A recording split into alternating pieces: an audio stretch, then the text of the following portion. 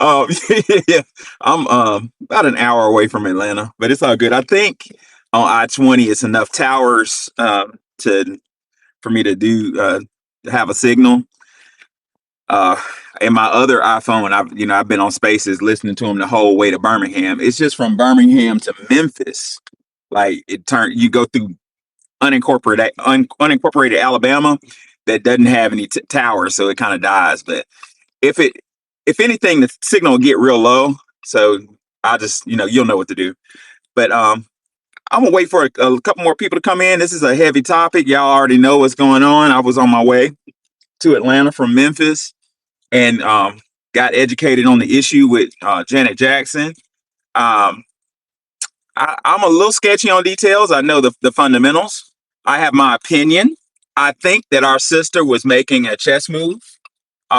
I think it was brilliant the way she phrased it. What what I what I read was our black royalty, our princess or queen, however you want to look at it. Janet Jackson said that she heard that um, Kamala Harris is not black. That's brilliant because what that's not abrasive, that's not accusatory. And what does it do? It does what any educator wants to do, any scholar wants to do with his or her students. It promotes dialogue. So that's what I'm looking at. What do y'all think about that? I agree. Actually, when I first heard it, and they had the fake report that she came right out of the gate and said, "Oh no, I didn't mean it." I said, "Well, that sounds like someone was paid to say something and then paid to come out and say it didn't happen in order to get some attention or get something." So I'm really glad to hear that she didn't, apologize, because I really felt bad that if she would have apologized, because the woman, her father has gone around and said very suggestive things, and has definitely said he didn't have any African genetics, because he said he was East Indian, Irish slave owner stock, along with indigenous Jamaican, which does not include, that's like a native of Jamaica, and that's not a person of African descent. So that's what her father has said, and we can't just say, oh, they don't look like that. They actually do. That's how those people look. They have a lot of curly hair in those indigenous people, and I don't understand how she could have a parent on one side claiming to be Caucasian, that we know is an East Indian woman, and another parent who says he's not of African descent at all, raising strong black women, which is what she said they were doing, raising strong black women, but they're not identifying that. It doesn't make any sense. So I know they're lying. I also read an article, uh, maybe about 4 or 5 years ago. It was in a Chicago newspaper, and her father was saying he didn't like her pandering. He didn't like her insulting Jamaica and acting like they all smoked weed all day, because she said I was smoking weed listening to Tupac or something. And he also said that he gave out his uh, race. He said he was East Indian, indigenous Jamaican, and of Irish descent. And that's it. Yeah, I mean, he said that. He said it to Judge Joe Brown, according to Judge Joe Brown. I read it in a Chicago newspaper, so I'm going to go with that. I don't see how those people can identify as not black and raise a strong black woman who jumps in and out of blackness. And if we question it, then we question it. She's never provided anything except, I guess someone pulled her birth certificate, but she's never provided anything to prove otherwise. Going to black institutions and, um, blowing your way up to the top on black men is not proving anything genetically. Yes, and I agree with you wholeheartedly. Um, Back to Janet, I want to give her some title of royalty. I Janet, uh, even before my time, I have older cousins would tell me about Penny, like when she played the little girl. Um, Janet is just bona fide black royalty. My wife and I fly. just will go to see her perform. We saw her last year, and her show. She looked like she was 40, and her show was amazing. Like she's the best of us.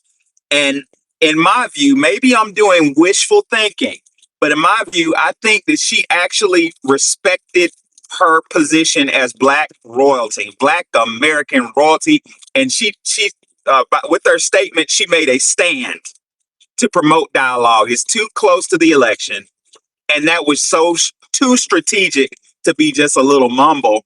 Now, allegedly, there's some Egyptian guy who came out and spoke on her behalf, saying it was a mistake. What I'm hearing is that Egyptian guy didn't have authority, or one of Janet's people retracted the statement, said said the statement was false. What do you know about that? I don't know who that is, but the only thing that I know for sure is that they said that he was not authorized to say that. So I don't know who he is. Did they say he was in her entourage? He knows her and he just spoke out of turn? Well, I'm just speaking hearsay from another space. They said that Oh, okay. he didn't have according to the other space, he didn't have authorization to speak on her behalf. Apparently one of her siblings is authorized agent to speak for, allegedly. And the authorized agent, I think Randy sounds for I think Randy. Yeah, Randy. Randy made a statement, and then a news source attacked Randy and started talking about allegedly start talking about how he had some type of past. It's so ridiculous. Like, let the woman, let our royalty take a stand on our behalf. I'm happy about this because for years our celebrity class has been selling us out. I'm from Birmingham, Alabama, from the slum, um, and I remember when I was in middle school, uh, actually elementary school, but uh, Michael Jordan came to Birmingham. He retired from the Bulls. He came to Birmingham to play baseball, and we were so happy. We would line up at those Barons games to see him. He would not sign autographs. He would roll his fucking eyes at us and just peel off in his Corvette. I later found out that he hung out in Mountain Brook, an exclusive white neighborhood, at a country club with nothing but white people. Like I have a friend from high school who worked as like a caddy at the Mountain Brook Country Club, on the golf course, and he said Michael Jordan used to be the only one there, only Black person there. Like he came to Birmingham, lived around Black people, and just alienated us. I later met a professor at historically Black college. I'm not going to identify this person, but this professor lived in the neighborhood with Michael Jordan. It's a very exclusive neighborhood called Greystone. Ricky Smiley lived there. Houses starting at $1 million. It's really nice, actually. And Michael Jordan lived right next door to this professor of business. This professor of business had a small business. That's how he could afford to live in Greystone. But he said that Michael Jordan ignored him. Apparently, allegedly, and Michael Jordan just wanted to hang out with Caucasians and thumb his nose at foundational Black Americans. That's the standard that we have seen with celebrities.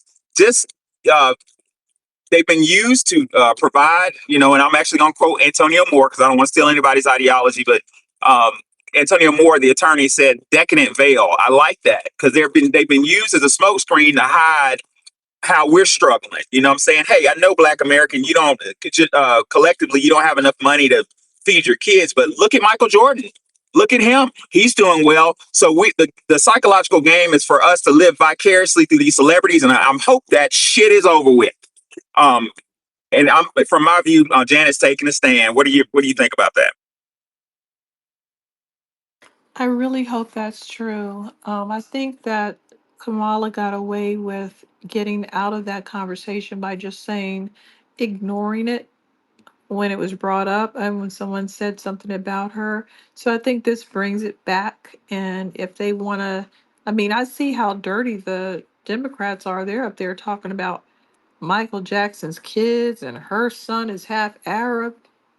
What does that have to do with what Kamala is? That we're not talking about those people. So you can see how dirty they are. It also exposes their inappropriate behavior and their bullying online. Right, right on. Hey, Boykin, you had something you want to have to contribute? Hi, good evening.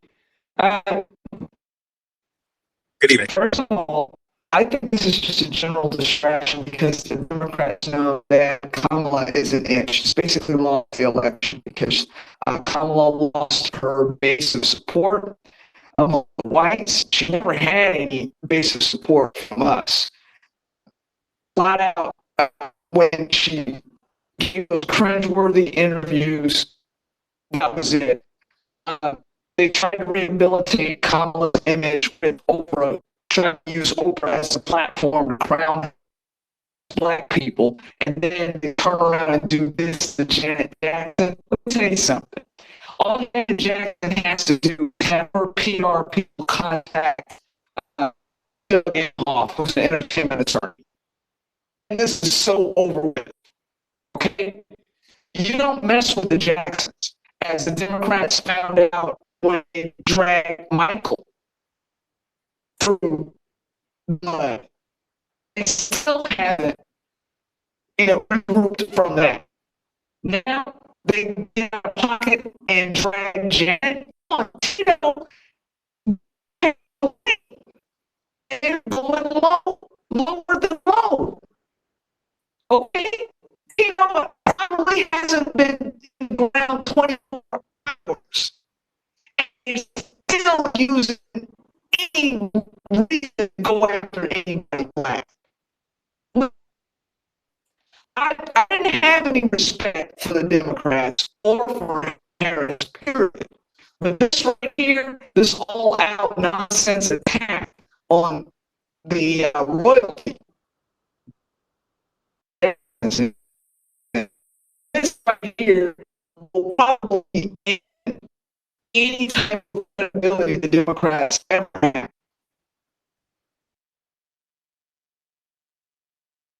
I totally agree with that. Like, I'm from one of those families. I'm neither Democrat nor Republican.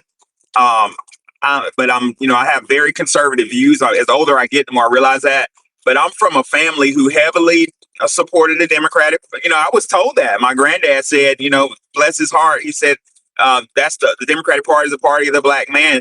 But I can't, in good faith, support them. I cannot. Like you said, this is low. This is a low blow. Furthermore, like you said, you do not attack. We have several groups of people who are just royal, and you do not attack the Jacksons. That gets me all excited. Like, don't you do that? And I think you're right. This is going to backfire. This is going to backfire royally. And I'm very curious to see what's going to be on the news next week, because you don't. I'm just going to say it. You don't fuck with Janet Jackson. You're going to get me suiting up. I'm just kidding. All right, love I. If they try to sue her, then Hey, Kamala good has to evening. Thank show you for her allowing face. me to come up. Um, Oh, Hey, I'm sorry. I'm Malaya. sorry, Moni. was I cutting? Huh? Can you hear No, me? that's my mistake. Can you hear me, love? Let me drop down and come back up so that I can Oh, hear everyone. oh my goodness. Oh, yeah, yeah. Love I am. You couldn't hear Wani. She's gonna go down. That No, We're I gonna bring her couldn't. right I'm back gonna up. drop down and come back up. I'm gonna bring her right back up. come right back up. We're waiting on you. And if y'all hear noise in the background, forgive me. I'm in my Jeep, It sounds and pretty good. You okay, must have it cool. on I that couldn't find. no noise canceling thing, right? I think my iPhone 16 is doing it automatically. I couldn't find the button Oh, for it. okay. Yeah, because my Jeep's real loud. Go ahead, love I am. You sound good. It's funny. It has a good audio. That's funny. Um, but yeah, so I noticed that concerning Janet, there were a lot of people. First of all, it was very disheartening that people were so willing to throw her under the bus, um, for the sake of comp. So this is the thing. I have to make an extra effort to say her name properly, Kamala. But the thing is, I actually canceled my T-Mobile service because I could not speak to an American when I was having phone issues, and they didn't make an extra conscientious effort to pronounce things correctly or properly convey information. And so if I say Kamala is because that's just what I'm used to saying. So anyways, um I think it's interesting that people are willing to throw her under the bus. I've heard people say in spaces, she's never done anything for the Black collective. She's never represented the Black collective. And people don't realize that in order to even express that thought, you literally have to disassociate Janet from her own Black American identity to make that statement. Are you saying she's never done anything for herself? She's never um, done anything for her own community. Like, that is what people are actually saying. Their points are literally disassociating Janet from her Black American identity. Janet could have said, Kamala is not a Black American woman. Kamala is not me. And what would have been the problem with that? So I just find it very interesting that in order for individuals to maintain their position, they literally have to disassociate Janet from her own Black American legacy. And individuals' willingness to do that is, it's very diabolical. Like, I'm just so surprised with this election is exposing so much, because it's showing me that Kamala represents something to this globalist agenda that is of greater significance than Black Americans, than the Black American blood, sweat, equity in this nation. And so literally they will frame Kamala as a victim to Janet. And it's crazy the way that they are attacking her. That is demonic. But all of the talking points require them to disassociate her from her own Black American identity and contribution. And I just think that that's ridiculous. And it actually, I've been busy, so like I just kind of chime in on spaces and speak. But I have been wanting to make a space to expose how, with the Democratic Party, their reasoning always undermines the logic of their argument. And this is another case of that. It's very weird, because it actually shows that Janet, as a Black American woman, has a variable different experience than Kamala, who is not a Black American woman. The reason why Janet is being treated shrewdly like this is right in congruence with the Negrophobia that plagues this planet. And it actually further showcases that Kamala could not be a Black American woman, because she would not be receiving this amount of empathy and people willing to append this level of victimization to her. A woman who has never claimed to be Black literally avoids the question. And last point, separate, it's non sequitur, but Janet Jackson loves Black American culture, loves Black American people, and we love her. So it's just very interesting. I would say Janet Jackson is Black American culture. In middle school, I had a really big crush on her in Poetic Justice. Furthermore, Janet Jackson is associated with what I would like to call like a Camelot type family. Like, if you think about it, she's directly in succession to Michael, and Michael gave up everything. Probably some speculate that allegedly he may have been lost his life for coming out against the system that Love I Am brought up. Yeah, those of you old enough to remember, y'all remember "They Don't Care About Us," that song. I just made that Things point in the space. That was very political. Yes, yeah, and it's allegedly, some people say that he may have paid dearly for making that political statement by the same system that Love I Am brought up. So I'm just looking stuff strategically. I can't help it. I'm a statistics guy. I look at probabilities, and I refuse. The way that Janet said what she said was like what a general does in battle. It was just so politically calculated that it was done to promote academic, what scholars call academic discourse, and it was done in a clever way that it wasn't abrasive. And given the fact that our dear princess said something very intellectually stimulating, non-abrasive, and people are attacking her on a strategic level. I think the dominant society is running the risk by attacking her of bringing us together. And I'm loving every minute of it. Our story, talk to me.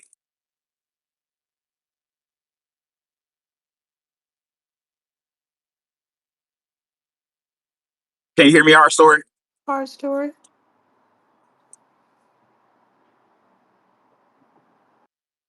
Whoa. Oh, wow. Our story is doing it. Go ahead, bad Oh news. man. Oh, I'm sorry. Yeah, I'm What? having trouble, so I'm listening on the computer, but I'm talking on my phone. Oh no.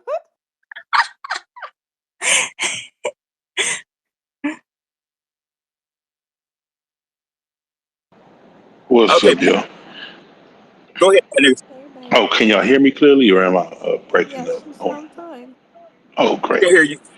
Yeah, they need to anytime, any place. I don't care who around. I will whoop your ass. Okay, about some Janet Jackson. This is the thing that she has always kept the legacy of Black American music alive, from rock and roll, pop, the R&B, the slow jams, the even merging with the hip hop genre. I know we don't mess with Busta Rhymes, however, that gotta be your body weight. I was like, ooh, damn girl, I want you right now. You know, I had a crush on you with good times. I got a crush on you again. No, but she and she was able to set herself apart and have her own fan base upside, which is very difficult to do, I might add. Not saying she was better or not as good as Michael. This is saying she was able to carve out a piece unlike any of her other siblings. You know, Latoya, unlike Latoya, you know, Jermaine and them. And she's never really she does things. She does do charity. Okay, we're not gonna act like this woman have not contributed to causes that do benefit her community, our community. Now, what those donations may do, she visits like art schools. There's some Black Americans in those art schools that benefit from rubbing shoulders with her grace. Um, the people who sit there are very self-centered and probably ain't got no money to give they damn self, because you don't speculate. People who are stars like that, a lot of times they don't want to be, you know, oh, I did this, I did, because it seems shallow and that's against their image. Janet is not a shallow person. Even she talks so sweet. Even now, I saw her. Oh my gosh, I was like, damn, this just sound like an innocent, still sound like an innocent little girl. And I could see, and I think it was evil of whoever that reporter was, not to just leave. It didn't sound like part of the interview. It sounded like a sidebar conversation. It wasn't in framed. It was like, oh, you know, it sounded like it was girlfriend talk on the side, like, oh shoot, you know, she just said a little 2 cents, and that was gonna be the end of it. And she started all this shit. But you know, that Pakistani is foul, just like Martin Bashir when he was trying to tear down. Yes, he's Pakistani too. Try to tear down her brother. I don't know if there's a Pakistani conspiracy against the Jackson family. Bars, you know. But I definitely disagree with Download Hughley and anybody else who is trying to sully this woman's name like this. She is the sweetest in the industry. Even Diddy was too scared to do too much. Oh, you the queen. Oh, you know, you the queen. You know, everybody treats her as your grace, just like they treated Michael. She receives the feminine. She receives the same energy as her brother, because her reputation in this industry is not sullied with filth. What you can say, she dated somebody and they broke up. That's about as far as you could take it. You know, she did marry that one rich dude and made some many millions off the divorce, and she got the baby. I'm like, girl, you did that. She said, I would give me a real king. At least she didn't fight her or goat herder. I'm just happy about that. We don't Okay. know that. We don't know that. He could have, but Well, I will say, judge a tree by its fruits, right? And if you look at her product, which is music, how many foundational Black American children were made to her music? I mean, her music was about love. Me and Lane, my wife, go to her concerts and leave like we just left out of a church service. So enlightened. People with their cell phone lights on. Janet, her product, her fruit is love, Black love. So I don't give a damn who she married. She's royalty to me. Come on, Love I Am.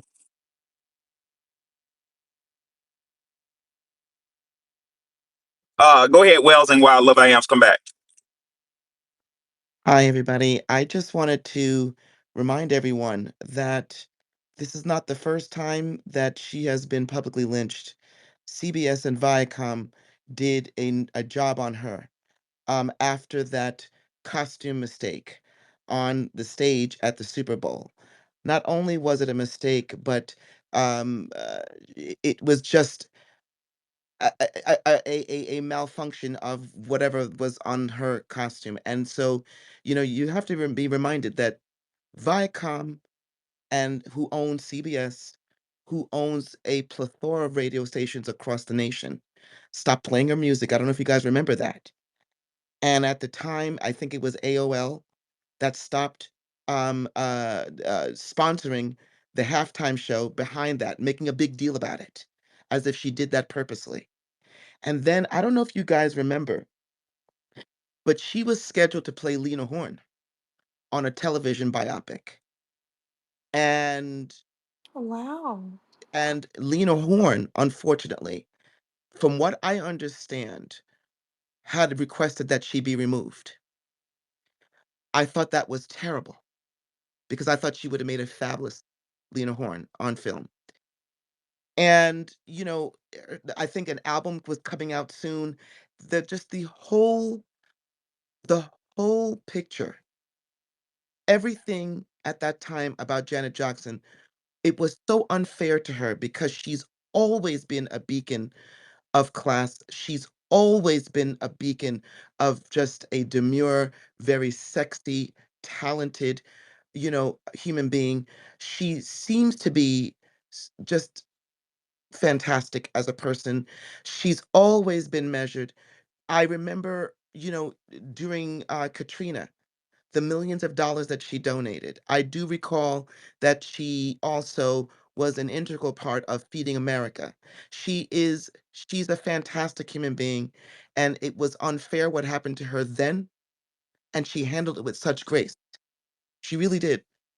And it's unfair what's happening now, particularly when you see someone like DL Hughley, who is online talking about the way she looks, which he really has a lot of nerve. Talking about the way she looks, and I think Roland Martin said something slick, and just people are coming out of the woodwork against her. This woman, what she said is correct. What she said was not debasing.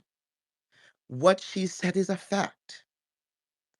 And I just don't understand what where is the disconnect in what she said. I hope you don't mind because I didn't ask, but I posted in the Purple Pill an article about the island. Yes, you can. Yes, okay, I did, and thank you so much. I posted an article in your Purple Pill. It's an article that basically is saying that Jamaica is, as an island, um although there are Jamaican Americans that the island of Jamaica are very proud of, she's a particular individual that Jamaica, basically, as it says in the article, does not claim her, and they don't. And so it's just very interesting. I have had some very interesting conversations with some very close friends of mine, who have known me for 20, 30 plus years, and it's amazing to me when I look at them. Some exceptionally brilliant people. And when I talk about her, um, oh, well, she went to an HBCU. She's got to be black. No. David Duke could have gone to an HBCU. It doesn't make him black. Oh, she went to she's a part of the sorority AKA, and it still doesn't make her black. And if she is so black, where is her policies for Black America? When I ask when they come with me with this nonsense and I respond, they don't even know what to say because there's nothing to say. I will say this. Some people in this room know that although I was born in America, I am not a Black American. It's just as simple as that. There's no making up anything. I could go to every HBCU there is in this nation, and graduate. It does not make me a Black American by ethnic definition. It just doesn't. And that's okay. If you stand with who you are and stop lying and pretending and all this. She is uncomfortable in her skin if you do not watch her and observe the way she answers questions. If she believed in Black America, then her answers would be more convincing. She's very uncomfortable when she answers questions. There's a different Kamala when she has been given the questions ahead of time and a different Kamala when she hasn't. She cannot stand on her own 2 feet. She does not believe what she's saying. Now, when you ask her about Hispanic policies, when you ask her about Asian policies or policies that doesn't involve, Black American, oh, she is fluent, but she has no policy for Black America because even at the very minimum, she's not interested. She's not interested.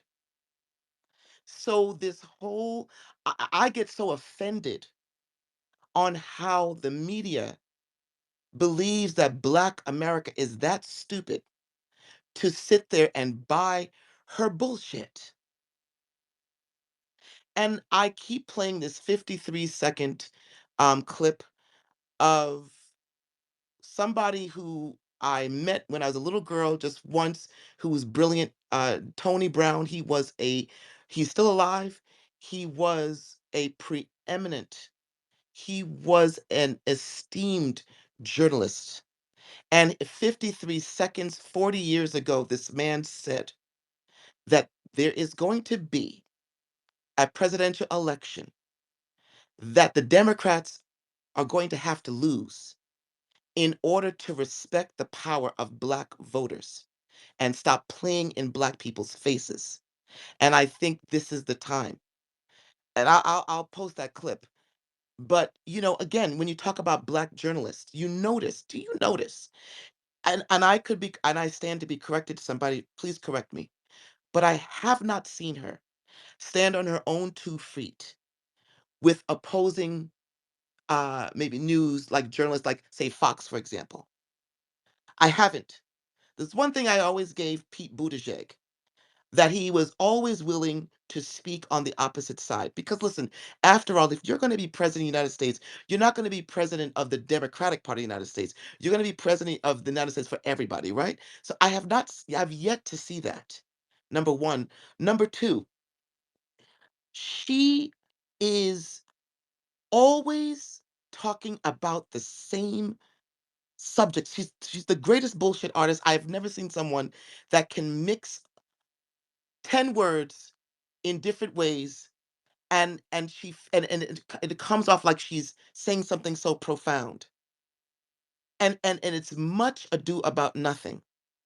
And I'm so pissed off that at a crucial time in this country's history and democracy, that the Democratic Party couldn't come up with somebody better, that she wasn't primaried, that she's being shoved down our throats, that she's lying about half the shit that she's saying, that she does not believe half of what she says.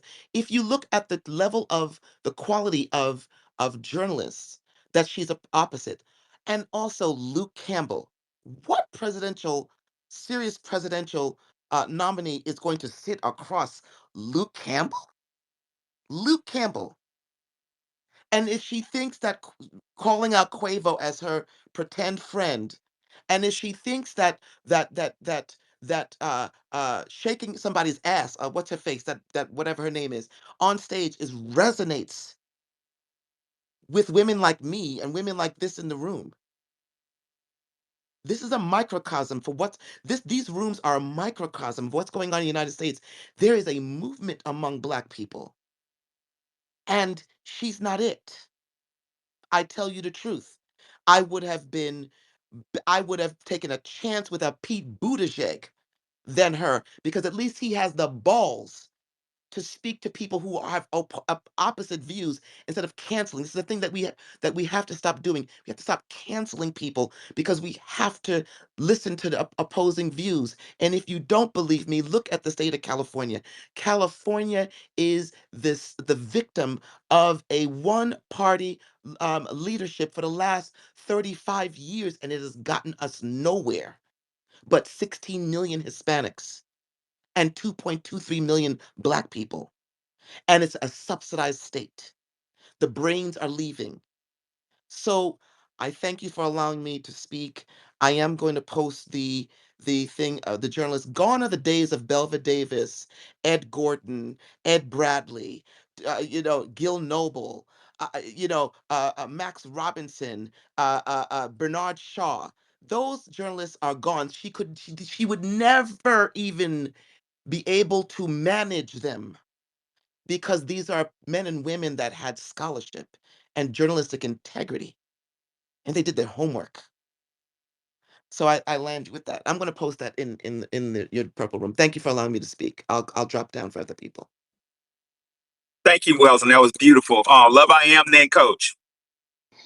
Yes, so you were absolutely correct. And I don't want to contradict myself by saying Janet loves Black American culture, because that's also disassociating her. She is Black American culture. There's literally zero disassociation between who she is and our Black American culture. So I don't even want to contradict myself. And it's very interesting because I am my spirit is exhausted. These are like blows, like blow after blow.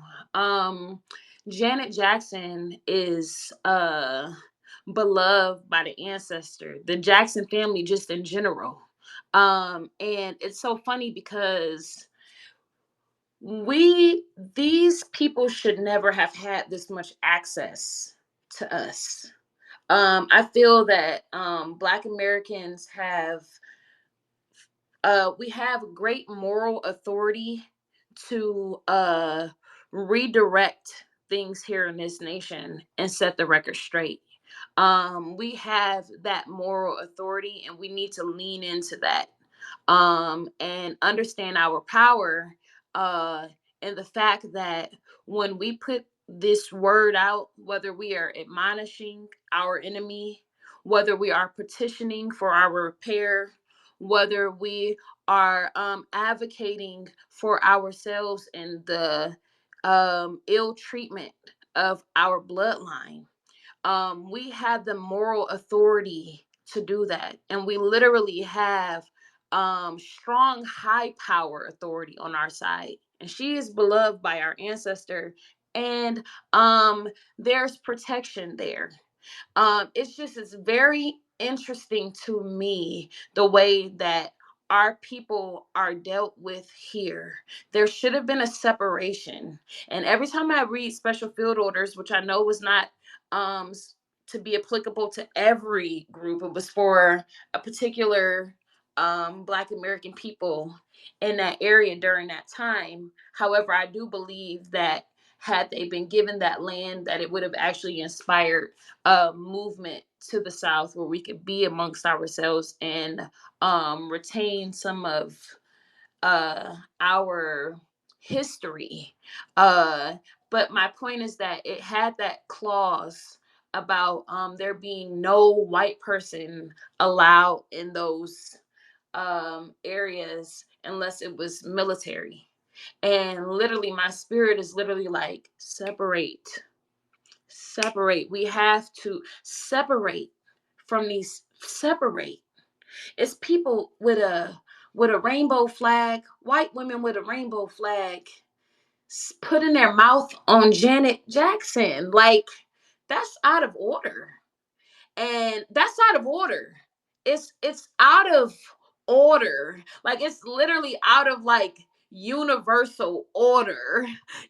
Like, it's a very, very interesting situation. But we have to lean on power, and I have to remind myself of that, because I can't lean into victimization. That's what they do. That's what these reprobate people do. But we do have moral authority, and we have to lean into that, and we have to continue to speak against these demonic powers that are adversarial against us and have always been. But yeah, it's just so interesting that this fabricated situation is allowing for individuals who should not ever be able to speak um on Janet Jackson. They're able to now. We need to separate. We have to separate from these other nations. We have to separate. We have to unplug, and separate. And I mean mentally, spiritually. We cannot continue to occupy this. There's a lot of people in our community that are codependent, have a mental codependence here. But we have to separate in a way of self-preservation. And I literally think every day, hopefully by next year, I can have my children pulled out of the public school. I have a plan that I want to put in action with other Black American parents. And I was actually, at one point, I was thinking that it would just be other parents in general, but it has to be my own people. Because no longer should they even be able to, they should not be able to have access to the souls and spirits of Black American people. And I feel like by attacking Janet, they are having too much access to the soul and spirit of Black America. And it's crazy. It's so crazy. And it is this serious. If somebody, I haven't really been speaking on stuff because I'm not gonna be ridiculed in space from my perspective, because that's not what time it is either. But it is this deep. It's this deep. It's very, very deep. They should not have these devils should not have access to be able to speak on her in the way that they are being able to speak on her. Yeah, they shouldn't. Yeah, it's crazy. Well, the first thing we need to do, look, me being a historian, looking back on history, it's always been traitors within our group that screw us up. So I'm hearing the DL Hughley thing come up a lot in my space. Like, why would you? What would make a foundational Black? I'm a man, and let me think of a way to say this. It's not manly to attack a female in public venue like that. That's not the trait of a man. Oh, let me tell you. You know what I'm saying? Let me tell you something about D.L. Hughley. How much of a hypocrite he is. I was watching Def Comedy Jam. I'm sorry to cut you off. Just let me say this real quick, please, please, please. You can cut me off anytime. Look. I was watching Def Comedy Jam, on my Vizio. Do you know season 2, episode 4? In 1993, D.L. Hughley said they owe us for 437 years. That's him speaking. That's actually him literally saying they owe us. That's his true statement on reparation. That's Def Comedy Jam season 2, episode 4 in 1993. This sellout bastard reprobate literally gave his organic position that this government owes us. And now this nigga won't even make a definitive statement about reparation today. So yes, niggas can be bought. And I wasn't saying this in spaces because I saw this I literally was watching Def Comedy Jam and I'm like, oh hell no. He got us fucked up. And I wrote down the episode, season 2, episode 4. They owe us for 437 years. He said that in 1993. And that was on May 6th, 2022, that I saw that clip.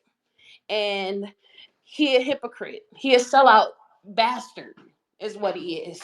And yeah, I just want everybody, I just pray these people get what they deserve. I pray it was worth it at the end of all of this. I lost full faith and credit in DL Hughley because he, in public venue, that so-called foundational Black American man attacked a foundational Black American female in public venue. How dare he? Coach, what you got?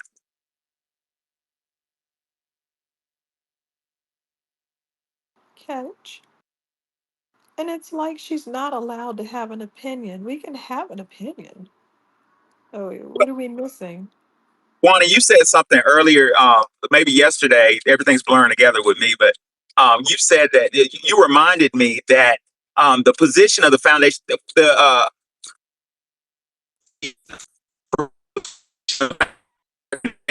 You're breaking up. Say it again. I couldn't hear.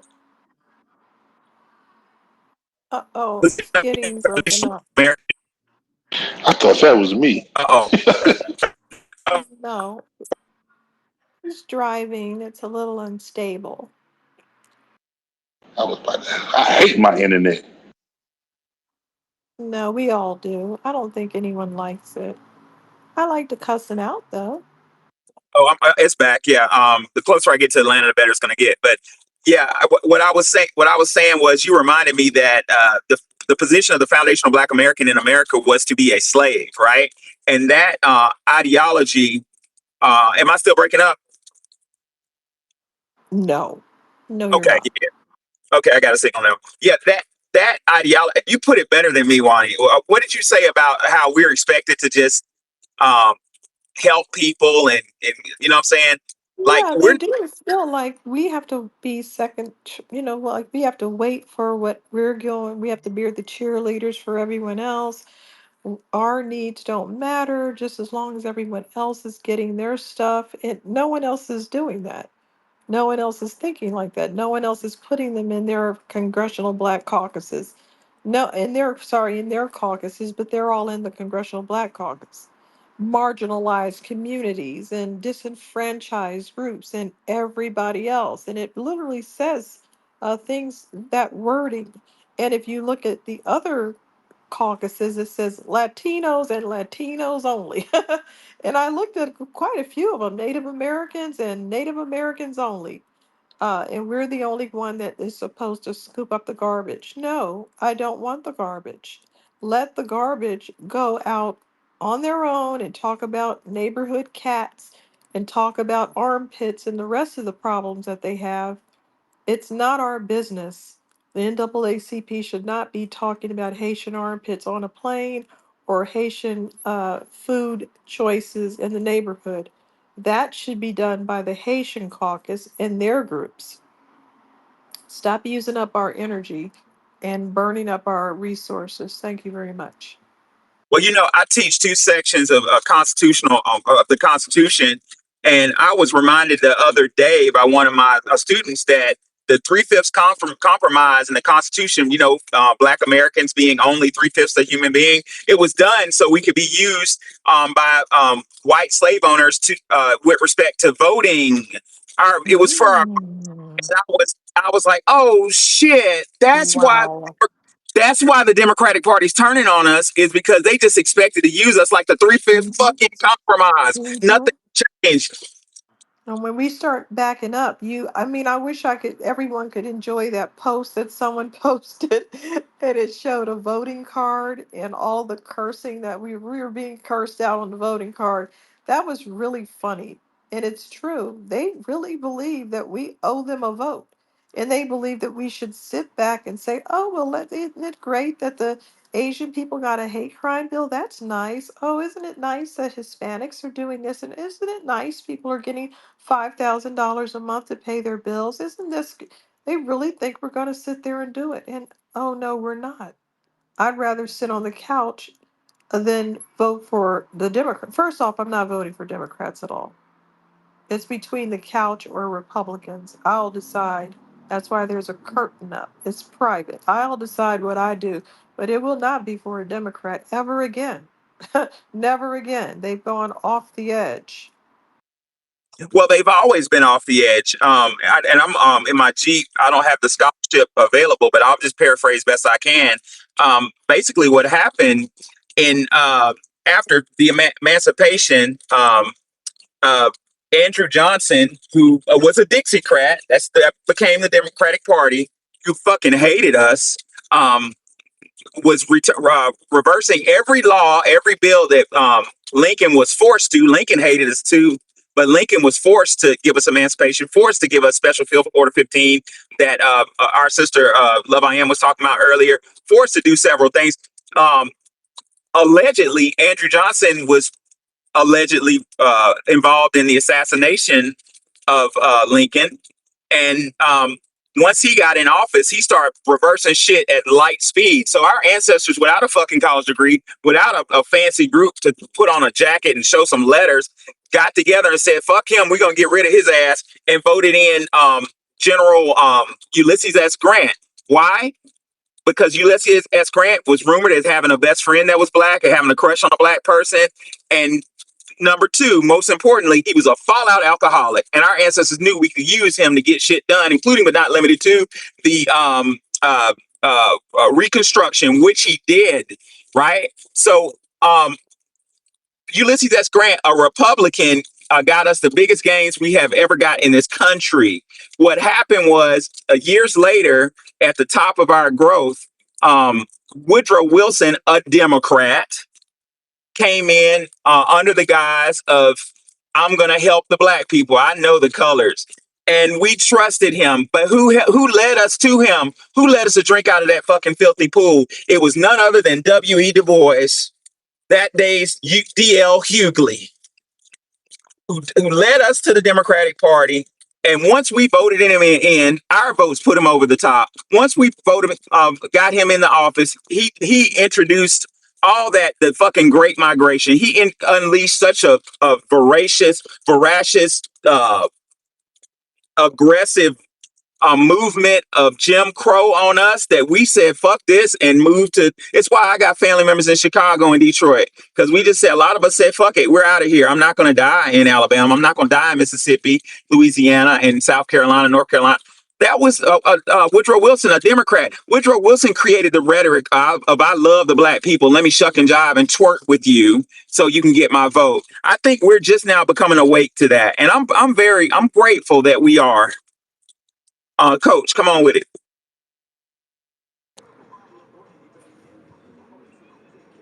Just want to challenge all of our family tree members to take these recorded spaces, replay them on Bluetooth speaker for our family tree members. You ain't got to say nothing about it.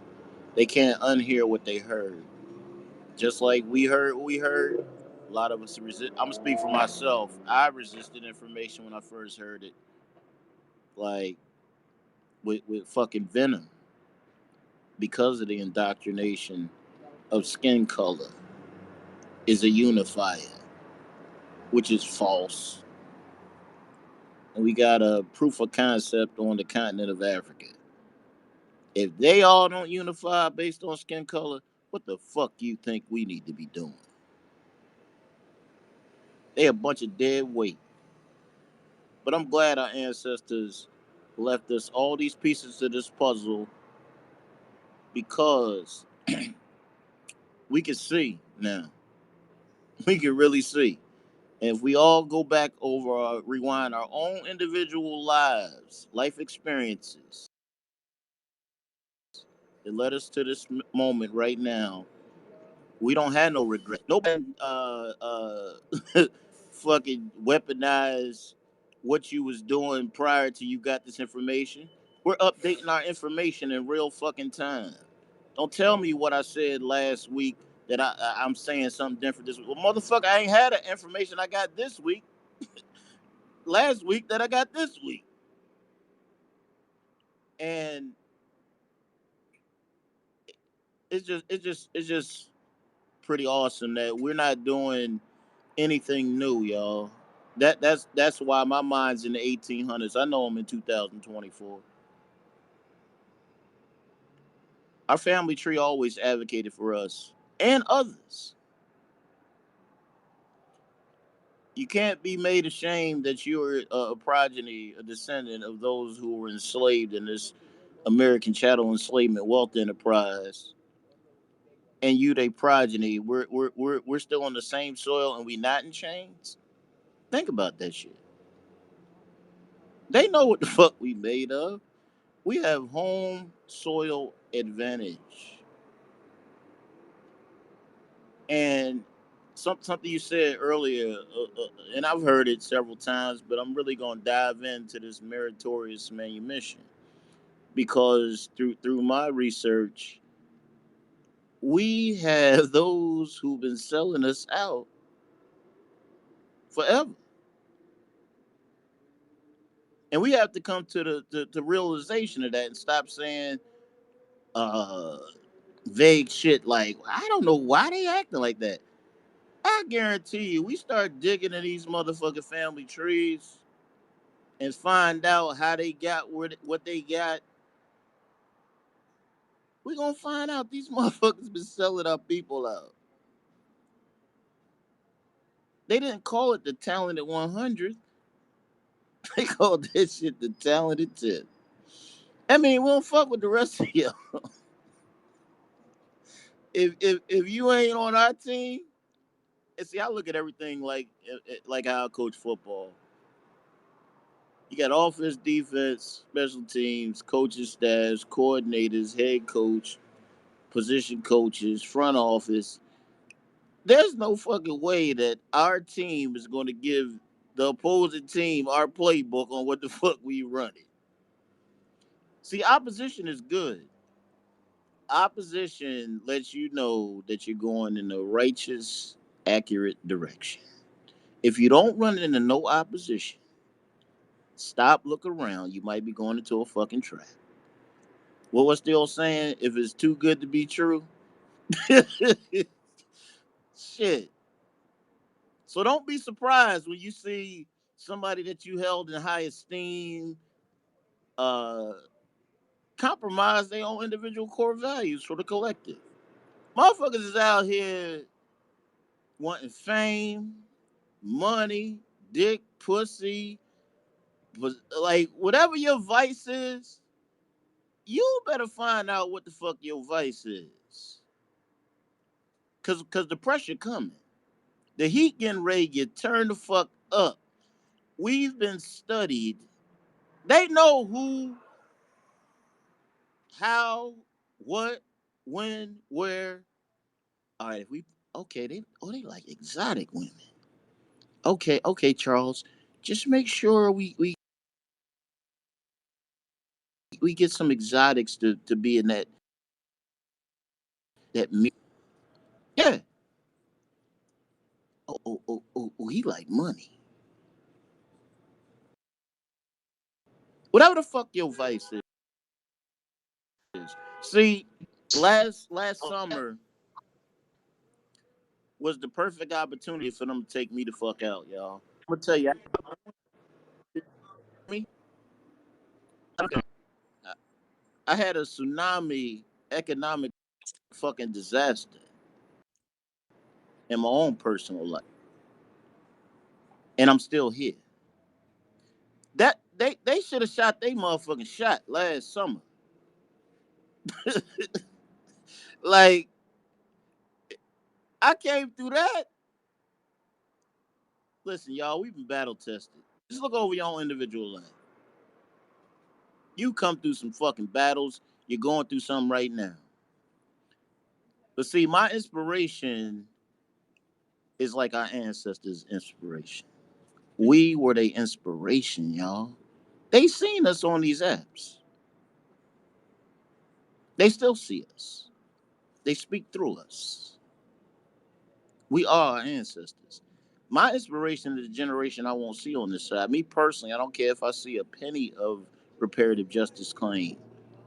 I'm willing to kill and die like our ancestors did, to preserve our people here on their soil and honor their legacy. Speak my piece.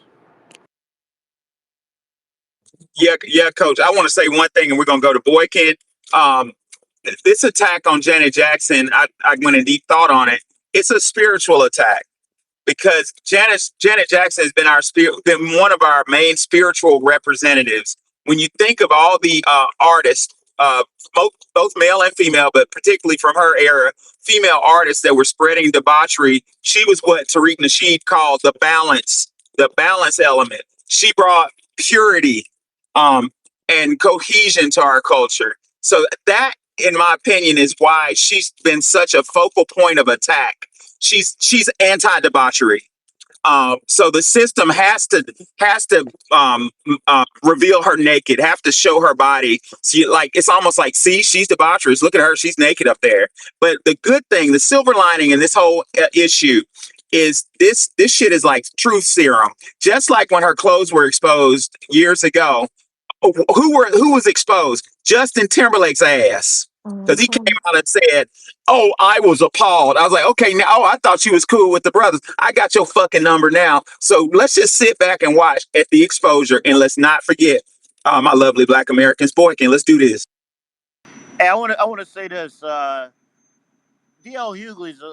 If y'all remember during the pandemic, he was on stage and he fainted or some shit. Whatever they did to that dumb motherfucker, that had something to do with it. Listen, we keep I receipts, y'all. forgot that. I Listen, remember now. listen. Jamie Foxx. Listen, a lot of our elders passed away, y'all, but they still with us. Remember the fucking the little status had to come after Franklin for the song "Natural Woman." Oh, Listen, oh yeah, that's when they really. listen, y'all. This Mhm. this this is definitely a spiritual and natural war, What and they it's gonna going to do? continue. They were trying What to they gonna do? nothing, but this is the Retroactively make us forget the song? I mean, what can they do about it? It's already been a hit. We didn't went on about our business. What you gonna do? What the Natural Woman song they was trying to Yeah, pull I back? heard yeah. that. I heard that. You make me feel like a How natural dare you? transgender. Like, how can you How say that? dare you insult them? Natural transgender. Like, does Yeah. that even fit? The Natural. the humanity to mention a natural woman. Oh,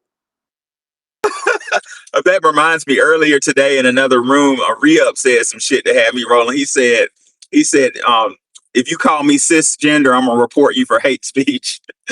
Go I ahead, agree with Boykin. that. I may not agree with much, but I do agree with that. I first off, you can't even say it.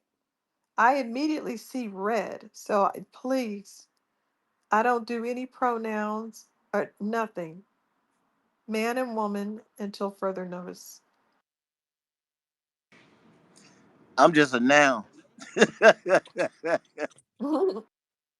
Go ahead, Let's Boykin.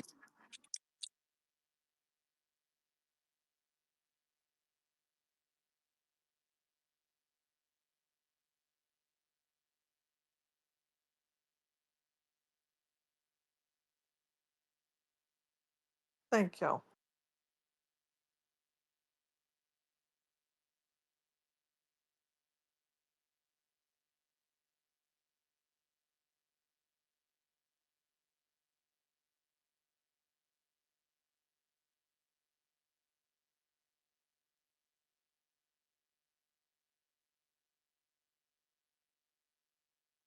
And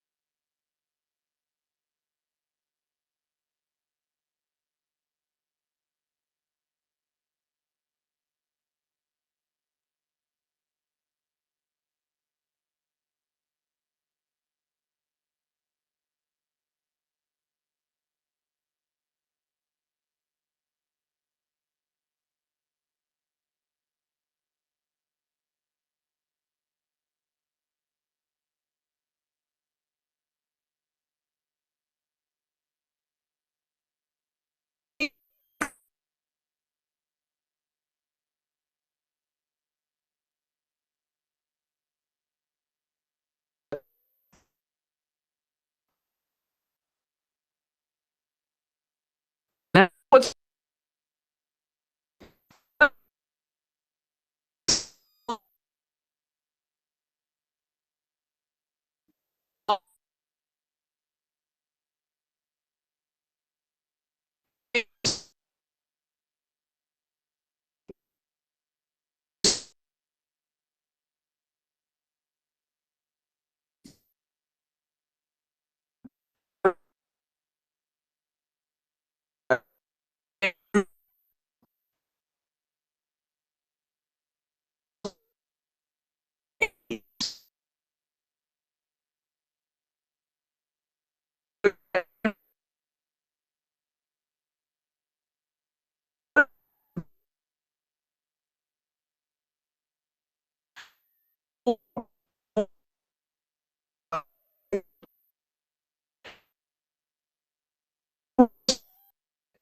not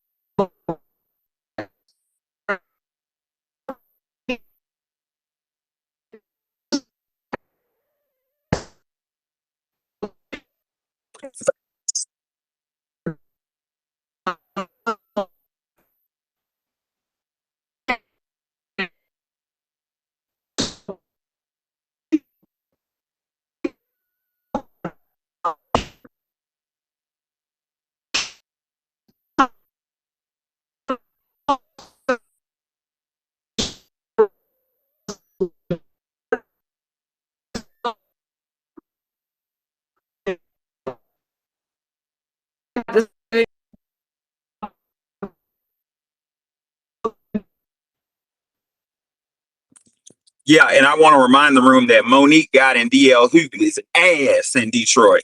Watch it on YouTube. Monique versus DL. She fucked him up. Go ahead, Errol. Thank you guys. I was in here. I used to use Spaces a lot more. I've been laying off of it a bit, but I wanted to share something tonight. Coach said something really interesting. You still there? Yeah, can you guys hear me? Did he break up, y'all, or is it He's just me? talking. Can you guys hear me? I can hear him. Hey, Errol, I you might can. Oh, want to drop down so Professor can bring you back up. He can't hear All you. right, no doubt. yeah, I can't hear you, bro. Oh, Yeah, it's something going on with the space, y'all. I don't know. I just want to say that because I couldn't hear nothing the other previous speaker was saying. That's why I came oh up. no. So I don't know. I'm gonna drop Can down you hear and us see if now? it's still going. But I can hear y'all now. But I'm gonna drop down and see if it's still gonna persist. Okay, sometimes people have to get on the stage to hear, so if you can't hear, just stand on the Can you stage. guys hear me now? Okay, I'll stay up here then. Hey, Cool, bro. cool. All right. So, Yes. the thing is, I grew up around a lot of white people, vast majority, like this private school, different private schools, a lot of white people, man. So the thing is, you got to understand they will use black people. Like just because someone has a black face, I know a lot of the speakers already know this, but just because someone has a brown or black face does not mean they're gonna do right by, their people, right by black people. Because the first of all, the way this system is set up, for you to even get at a high position, you damn near gotta sell your soul to someone because they want to make sure you're not gonna go up there and say something crazy or do something crazy or change a policy that they don't need changed. So they kind of go through a vetting process without you even realizing it. It's real psychological. But first, maybe they make you make a few arrests. So they never make you say, "Oh, I'm a coon. I hate my own people." They're not going to make you say that. But slowly they'll take away your rules. Everyone has rules. I'll never do this to my people. I'll never do that to my people, whatever it is. So slowly they chip away at that until you become exactly who they wanted you to be from the beginning. So just always keep in mind that the people we see as these options, like, oh, you got a black option that'll take care of you. Just keep in mind that they had to climb the ranks of this racist ass system. So a lot of them have sold pieces of their soul along the way. And I'm not saying that is Kamala, but just keep in mind that people, if someone's been well funded, well, promoted, you always have to ask yourself why. I even do that in the entertainment industry. I'm in the entertainment industry, and if someone gets too big or too popular, I immediately question, well, what are they promoting? What is the catch here? And sometimes it's genuine, but sometimes and a lot of times it's not, and it's to change the minds of the next generation. It's to influence the youth, and it's to send you way off course so that when we're not richer in a few years, they can say, "Oh, it's because your daughter was watching Cardi B. It's because your daughter was watching that nonsense." But meanwhile, they're the people who promoted that nonsense. So that's how they catch us every time. They say, "Oh, you weren't paying attention. That's why you're in that position." And then we're stuck looking like, "Well, I guess I did promote that. I did watch that, but we didn't have a choice." So all I want to say is, guys, make sure don't look at a black face or a brown face and think they're going to do right by me, because a lot of those people have put down their morals and their fight because they've decided, I want to live in a bigger house or I want a faster car, whatever they want. And they're not no freedom fighters. They just look the part. So that's all I want to say. Well, what the brother just said was like an introduction to some shit that's way deep. Everything you said, Arrow, was true, and you see it in the academic world like a motherfucker. Like, let me talk about myself. When I was in grad school, was formulating my thesis, and you have a committee of professors, and I came up with an idea for a thesis project talking. Since I was in Memphis, I wanted to talk about the I Am a Man project, with Dr. King, and I proposed that shit, and my grades dropped. Like, all my grades dropped when that shit happened. I had a professor tell me that he was offended that I wanted to talk about Dr. King, and another professor on my committee said, "Well, why don't she said this shit? Why don't you talk about Elvis? Because he liked black people." This is what a PhD fucking told me with a straight face. Like, what I'm trying to say is, in graduate school and in these law schools, in these schools, they vet you. They're trying to see what you're about, and it's so subtle, but it's so like it's so thorough. You know what I'm saying? So by the time you get your JD, by the time you get your whatever degree, they have already kind of decided that you were on the right side. I've never told this story before, but maybe it's the time to tell it. When I was done with my project, my dissertation, and everything, I was walking out of the building for the school of education at a PWI that I went to, and somebody told me to come upstairs. Now I've been in that fucking building 4 years. I never seen this room before on the fourth floor. Never seen it. Eric, come meet Dr. So and so on the floor. I said, fourth floor, that's a lot. That's a lab. Ain't no offices up. I went up there as an office that was overlooking the whole fucking campus. I never seen this shit before, never seen this lady before. She a PhD. She said, hey, I'm Dr. So and so. Your board scores were passing, but this year we're making them a 43 instead of a 42. You made a 42. So I'm gonna hold you another year. And I almost lost my shit. I almost like it was one of them moments of like, act a fool and get arrested. You're talking to yourself in your head, like, don't act a fool, you're gonna get arrested. Don't do it. But she ended up looking at my book bag. I just made the captain, and I had a book bag with me with, it had USAFA on it, and it had my bars on it. And she said, "Oh, you serve, right?" I was like, "Yes, ma'am. I serve once a month." And she said, I'm gonna let you go this time." She assumed that since I was in a volunteer unit that I was a certain type of way. And I learned a lot. I learned a lot, and I'm good at school. You know what I'm saying? Like, I barely got out of that program, barely. And I did everything I was supposed to. I did it above and beyond. And they still tried to keep me, So this happens to people, you know what I'm saying? It's like they vet you heavily. I've seen black men who showed like masculinity. I seen a black dude get kicked out of a PWI white law school that I went to. He walked up in we walked in class together. He had a hat on backwards, and the professor said, "Boy, take that goddamn hat off." And I called him a boy. And then this young man was somehow kicked out, the next semester. So they play games. So by the time you're finished with your program and you're in a position of power, you've been vetted. I can talk about that forever. Go ahead.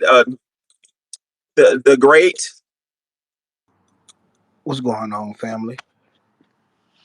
Uh, a lot of things y'all saying are spot on. Is he speaking? Can y'all hear me?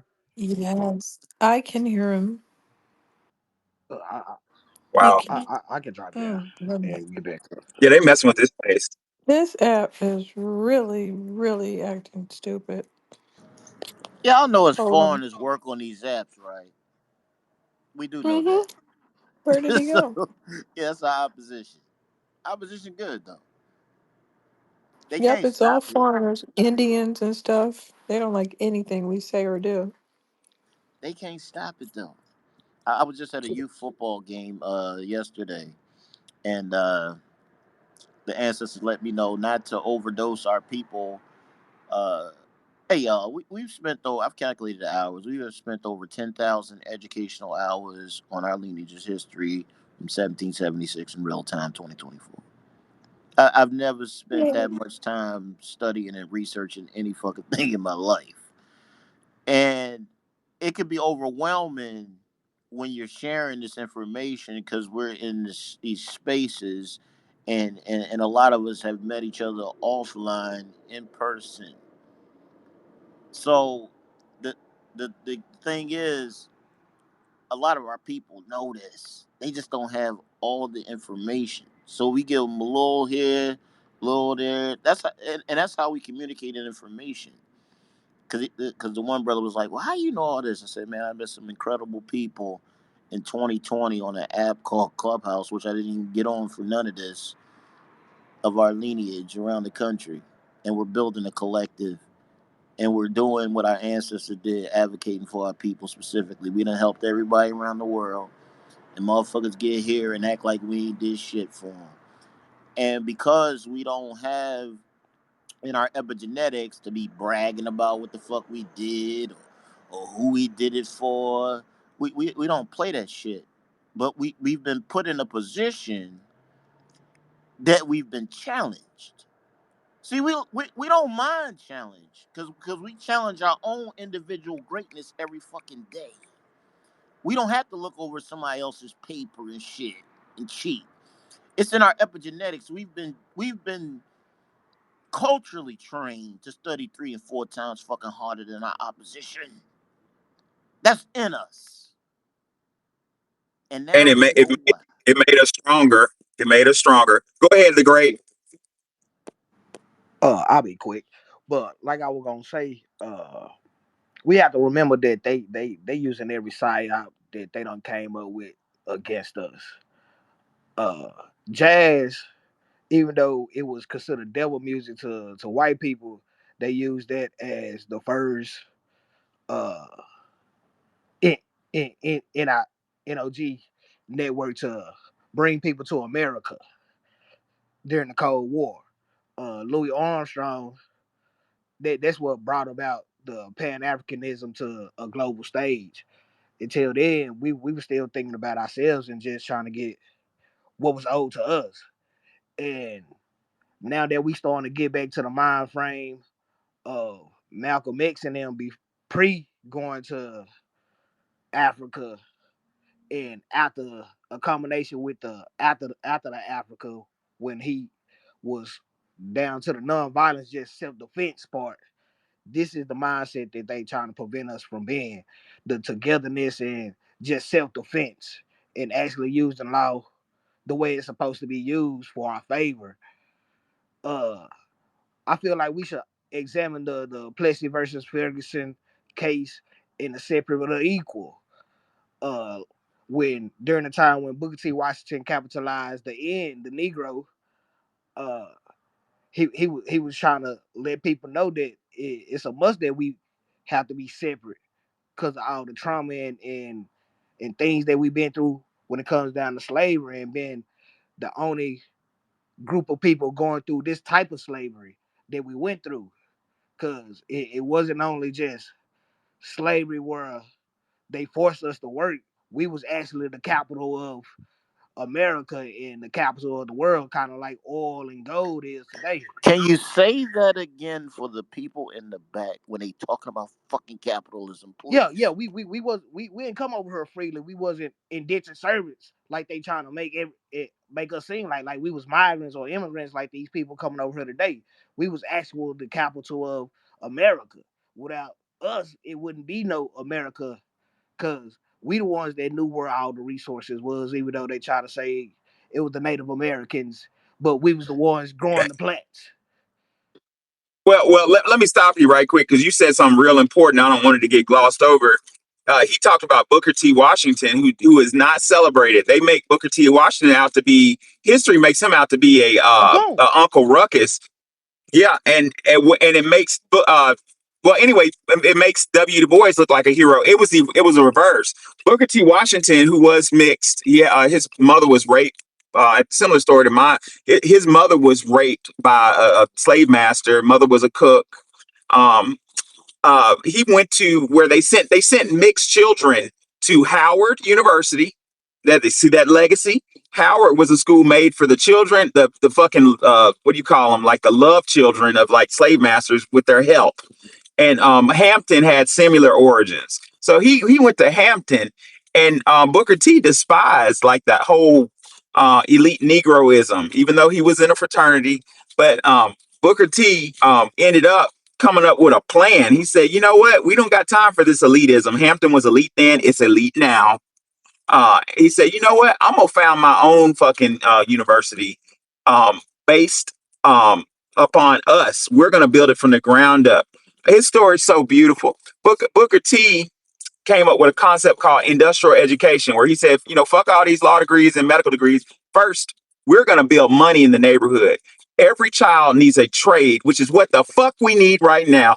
And Booker T made sure that black girls learn how to make the clothes that we wear, make the shoestrings that we wear. And black men made the houses that black men built. Tuskegee, one of the most beautiful universities in the fucking world, was built brick by brick by students who was paying their fucking tuition, building the school. Booker T tricked the Rockefeller elite class, the Carnegies. He tricked them by saying what they wanted to hear. He told them to get money for Tuskegee. He said, yes, sir, I'm making a school for janitors and cooks because a Negro is just too stupid to be an engineer. I'm gonna make a school for stuff that the Negro knows how to do, how to like, clean up floors and wash clothes. And he turned around and made the fucking most advanced engineering school, one of the most advanced engineering schools in the world, called the Tuskegee University. And he lost his life because of that. Last but not least, W. Du Bois, whose dream was not to help black people. His dream was to go to Harvard, right? Well, he got his 30 pieces of silver and went to Harvard and was sent on a fucking mission to spiritually assassinate Booker T. Washington's industrial education. And he replaced the idea of all of us need to work together and build our own shit and build money, working together as a unit, with an elite small group is going to lead us. We call that the talented 10th. The talented 10th is a fucking failure. Um, the Reverend Al Sharpton is a member of the talented 10th. How's he doing for us? But you can go ahead and finish Arrow. I had to clear that up. Thanks, man. No, but thanks for enlightening me too, because you're teaching me a lot of history that I didn't even know these little details. So I really appreciate that for all that knowledge.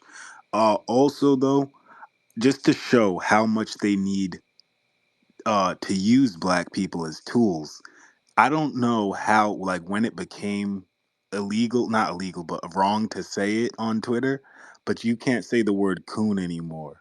Like, yeah, I used two zeros to spell it out, but that it wasn't always Yes. like that. So that just shows you they're taking note and they're noticing, oh shoot, them calling each other out on selling out is ruining our thing because it's making other black people start to say, I don't want to be that. I don't want to be a coon at the end of the day. So our voice is really mattering enough for them to change the site and say, "Oh, that's against the guidelines." Like they didn't even know what the word coon meant before we started using spaces.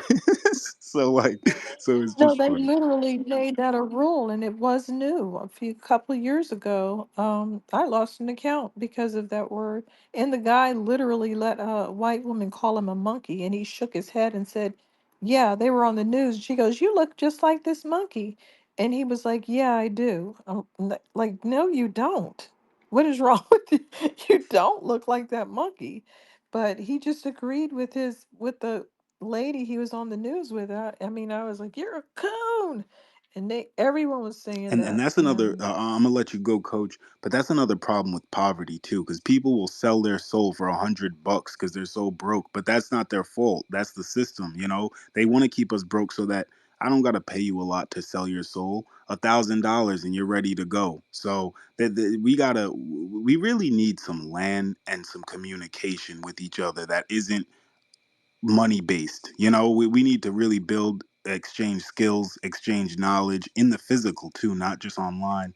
And I think we'll see a change. But we'll also notice that the white power structure changes when we start behaving like that. They start acting different too. So you got to keep that in mind. We need to go back to Booker T. Washington's plan. There needs to be a revert. At this point in time, it's my opinion that there needs to be a reverse migration, and we need to move back to the South and move to our. But you're right, we do need land, but we need to be around each other physically because we are not in control of this apparatus. Brother, you were 100% right. That's why I paused and said Uncle Ruckus because I'm aware of that algorithm to try to get me caught up in some bullshit. But we need to be around each other so we can communicate without these devices. Go ahead, Coach.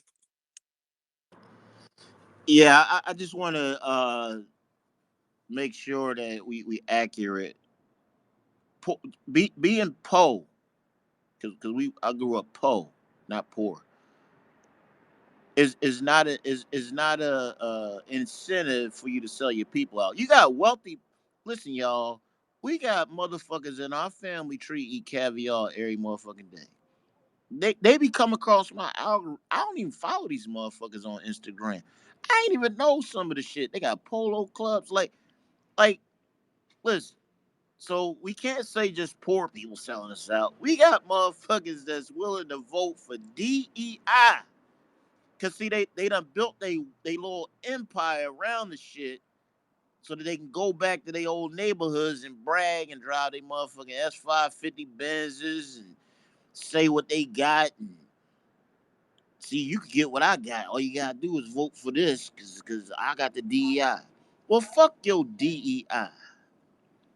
If it ain't gonna help the collective, you a selfish motherfucker. And that whole you got to get yours before I get mine. My grandparents they was never with that shit. My grandparents would make any of us, if we didn't even like each other, do stuff for one another because of their love for all of us. And don't you know, I'll say in the last 4 years, I have reconnected with all my siblings. We in a group text every day. So this listen, they get the same information that I give out on Twitter and every on our social media platforms. The one thing that I've learned is not to micromanage our people. The best thing you can do for an adult is give them a suggestion. If you think you could do anything other than give an adult a suggestion, you're not an adult. We want adults to make informed, educated decisions that they can sleep at night with. And my brother, I just left him. We watched the Eagles game earlier. Don't you know they running Kamala and Trump on TV commercials? And we had such an interesting conversation that it almost brought him to tears because I know how he felt. Like I felt when y'all gave me the information. That shit fucking messed me all up until I did the research myself, and it was a gut punch. So we don't even talk about politics anymore.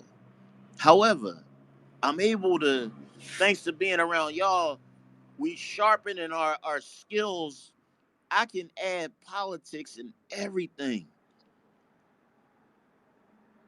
I tell motherfuckers, and I love football. Don't talk to me about politics ain't in everything. I said, do you know in the year of 1966, the U.S. Congress created the fucking NFL as a non-profit 501c6 tax exempt corporation that exists today in 2024? So don't tell me politics ain't in everything, motherfucker. How you think these stadiums getting built? Politics. How you think these vendors getting these contracts? And we ain't talking about no year contracts. Motherfuckers are getting 15, 20-year contracts at these stadiums. You know how much wealth that is? So we thanks to y'all, we're sharpening our skills. Like this like on some real Clubhouse was like boot camp for myself. Like straight up. Twitter, this shit is like child's play. For real. But the people change, but the behavior and cultural practices don't. That's why when we hear certain conversations based on the tones, we can already know. We've seen this movie before. You can run the credits, and I challenge y'all to go look at one of my. I hate this movie now, but I only look at it for educational purposes now and take notes. Love Jones, the movie Love Jones. It started a whole fucking phenomenon. I used to promote poetry shows here in the city of Philadelphia at the old Warm Daddies, Black American Negro Freedmen owned.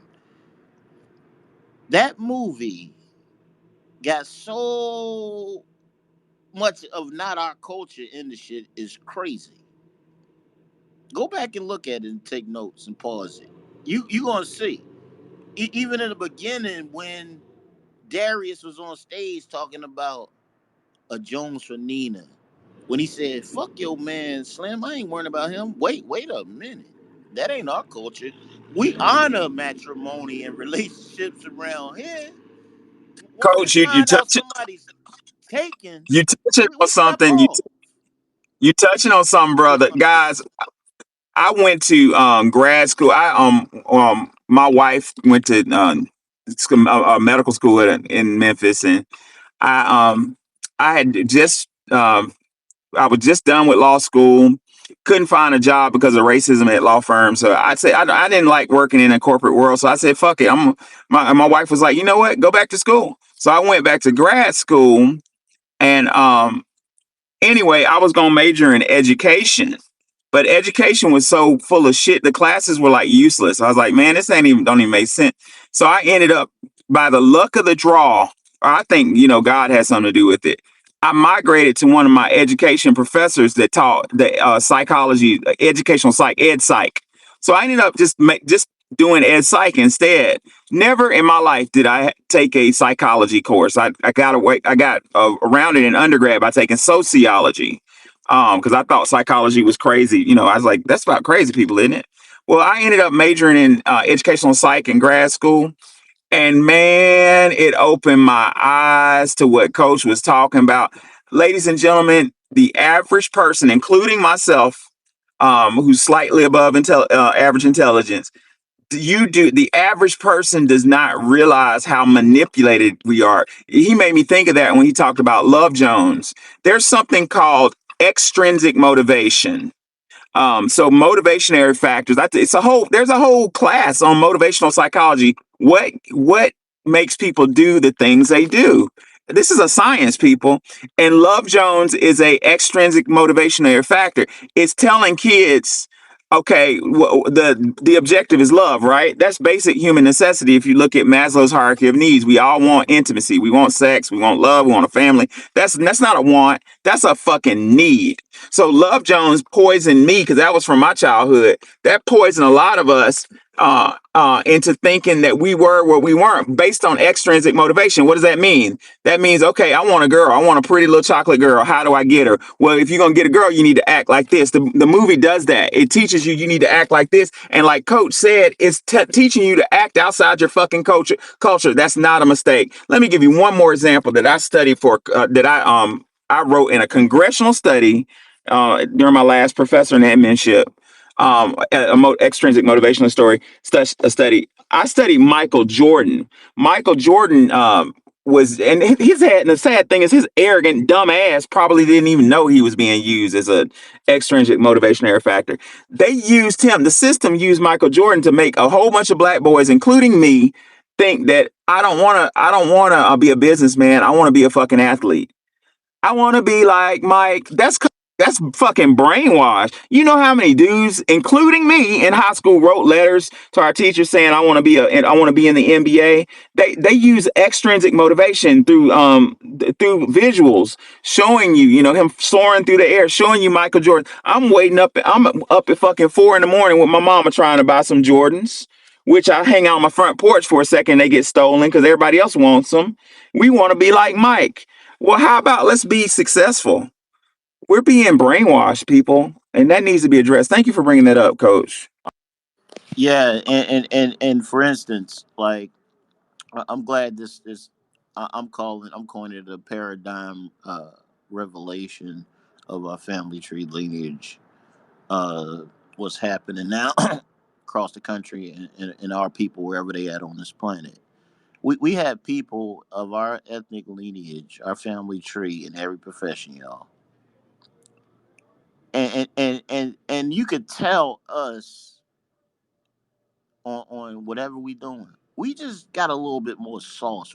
I don't care if they're a janitor. They push the broom with a little bit more sauce. I don't care if they're a nurse, a phlebotomist, drawing blood. They just got a little bit more sauce, a little bit more care. Like it's just in our epigenetics.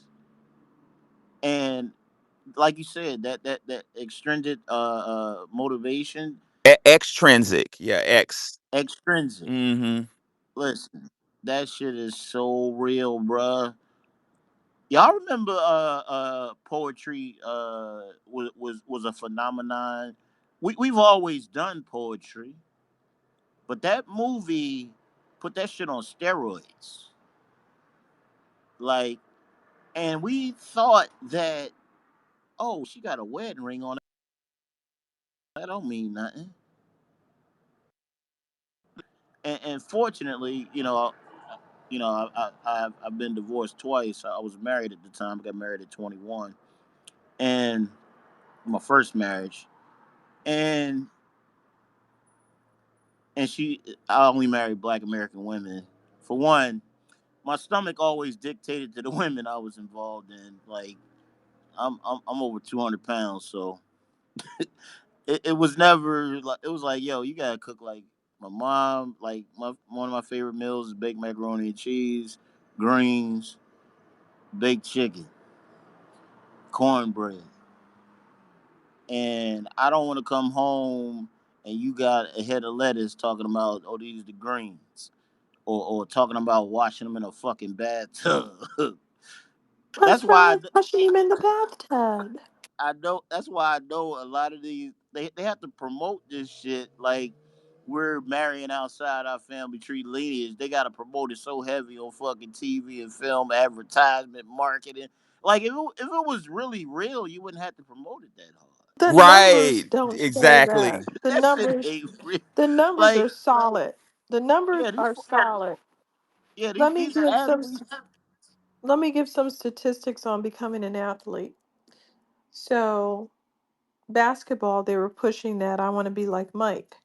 1 in 12,000 people, 0.008% of high school players make it to the NBA. Football, 1 in 11,000, 0.009% high school players make it to the NFL. And even if they do, a lot of these people just get injured and don't really even get any action. So the people you see are the real toppity top. Baseball is better. It's 0.5% of high school players get drafted by Major League Baseball, but even fewer make it.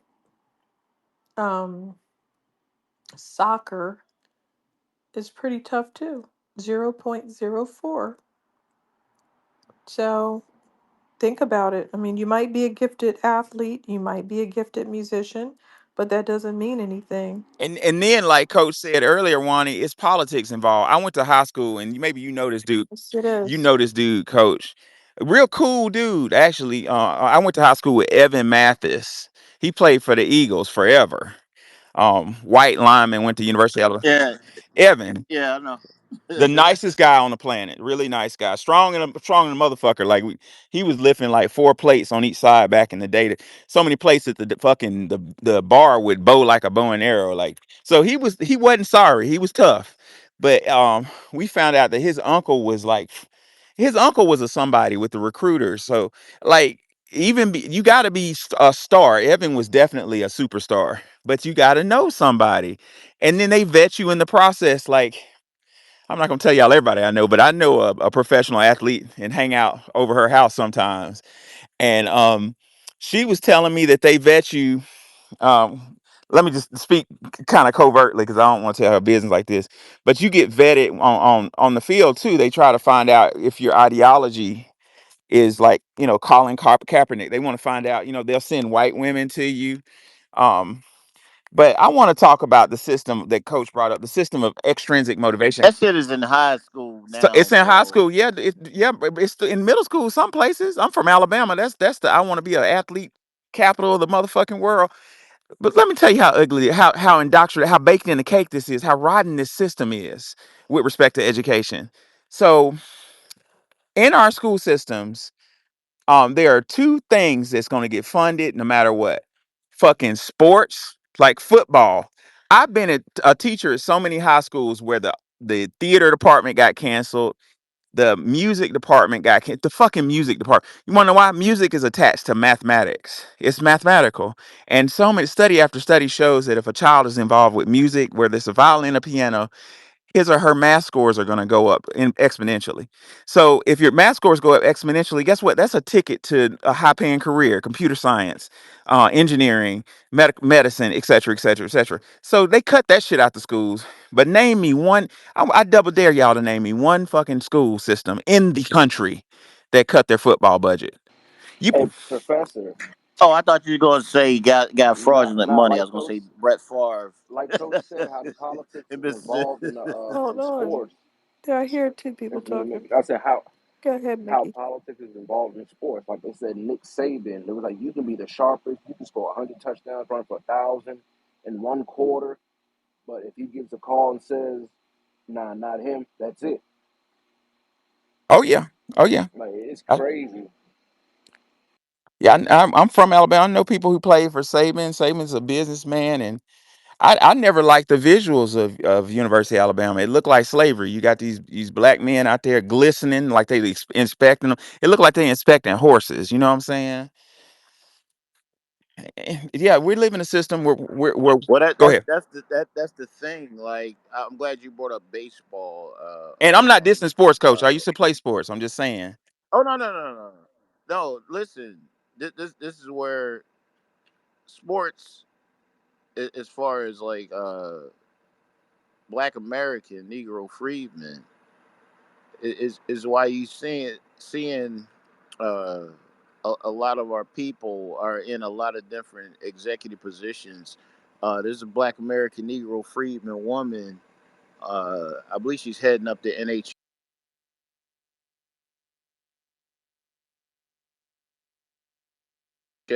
Is which he we breaking up the y'all or created is it me? ice Okay, It's breaking up.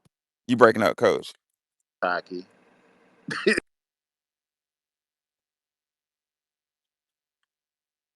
Hey, coach, drop down. You breaking up. Drop down and come right back. My story, ladies and gentlemen, I share it with everybody because the world needs to hear it. Because people get the wrong impression about me, like I'm from some good family. Not true. My dad, I went to a high school in Birmingham that was a war zone in the late '90s, early 2000s, and my dad, with a degree in history, got a job at another job at working at the fucking gas station and put to save me and my sister's life because we were in a couple shootouts. I was involved. I had no choice, but I was involved with the wrong crowd against my will. And dad got a job at a gas station and then later McDonald's just to pay this high rent so we could go to the rich white high school, right? So I finished at the rich white high school. That's how I know Evan.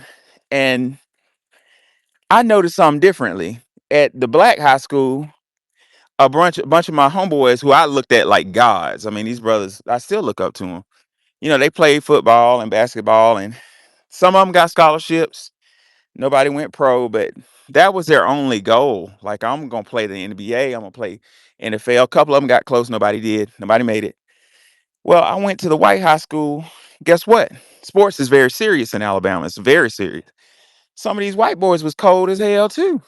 I'm talking about dunking basketball. I'm talking about white boys. They was bad on that basketball court. And football, I mean, colder than a motherfucker, you know? So we had a talk one day about what they were gonna do. Do you not know some of them white boys got offers, to go to the NBA and like they were that good. And they said, no, no, no, no, no. I'm not gonna play ball. I wanted to be a dentist. No, no, no, no, no. I'm not gonna. One of them's an attorney right now. No, no, no, no, no. I'm just playing ball because I love it. I'm gonna be an attorney. Like the whole mindset was different. And it wasn't them. It was the environment they was in. They were taught that their service to their community was greater than their service to themselves. And we were fed a load of bullshit in the black neighborhood is two things. And one thing that makes me just red hot mad. You need to be a superstar so you can move your mama out the hood. That's a failed system. Why is a child worrying about helping his mama get out the hood? I was thinking about that too. But why is that burden put on us? Whereas in the You white know, it's go ahead.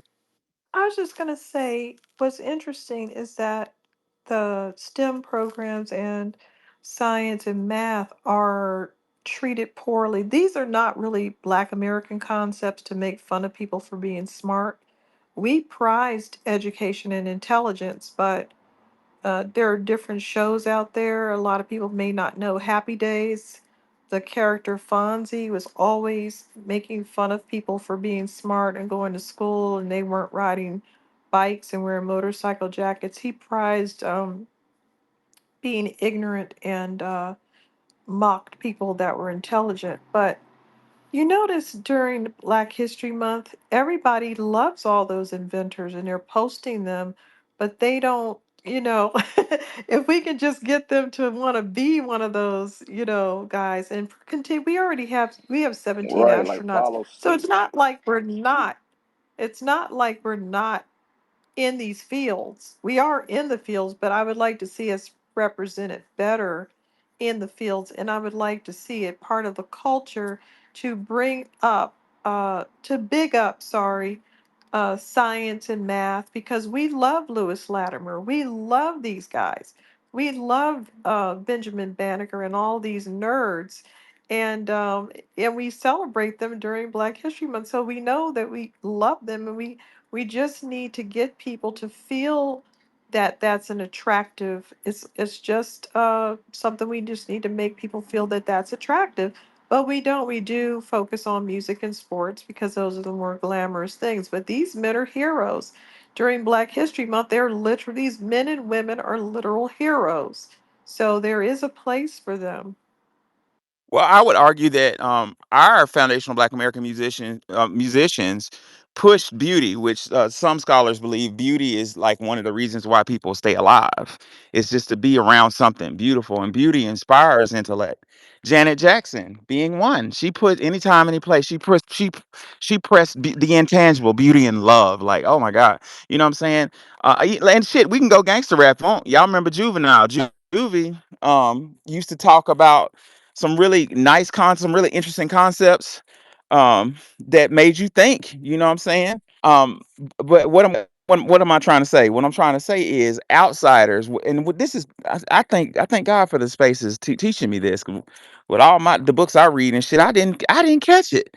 Outsiders were hired as spiritual assassins to creep into entertainment and flip the beauty into debauchery, like Luke. And then his ass got the nerve to be speaking on our politics. What the fuck is he speaking on our politics for? Like, I mean, the list so long, and the spaces the other day, somebody, I think it was Ink, or somebody let me know that Nicki Minaj is fucking illegal, like right now as we speak, allegedly. Now I say that because I fucking witnessed when I taught high school in Birmingham. I went to law school part time and I was teaching at a high school. Um, Simultaneously, I don't recommend it.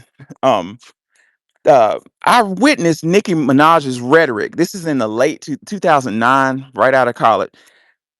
I witnessed Nicki Minaj's rhetoric really just like changed the trajectory of a bunch of high schoolers in Alabama. They idolized her like she was a god. Your frontal lobes are not developed until you're 25. So these 16-year-old, what Nicki Minaj was saying was fucking reality. And they told me, I've had talks with them, interventions and stuff. I want to be like her. I want to be just like Nicki Minaj. I didn't know that Nicki Minaj was a foreigner. I didn't know she was an illegal foreigner. It is my opinion that she was sent here on a mission to brainwash these children. This is a fucking psyop, people. This ain't no mistake. This is done on purpose to hold us down. Last but not least, look at reality TV. Need I say more? I digress.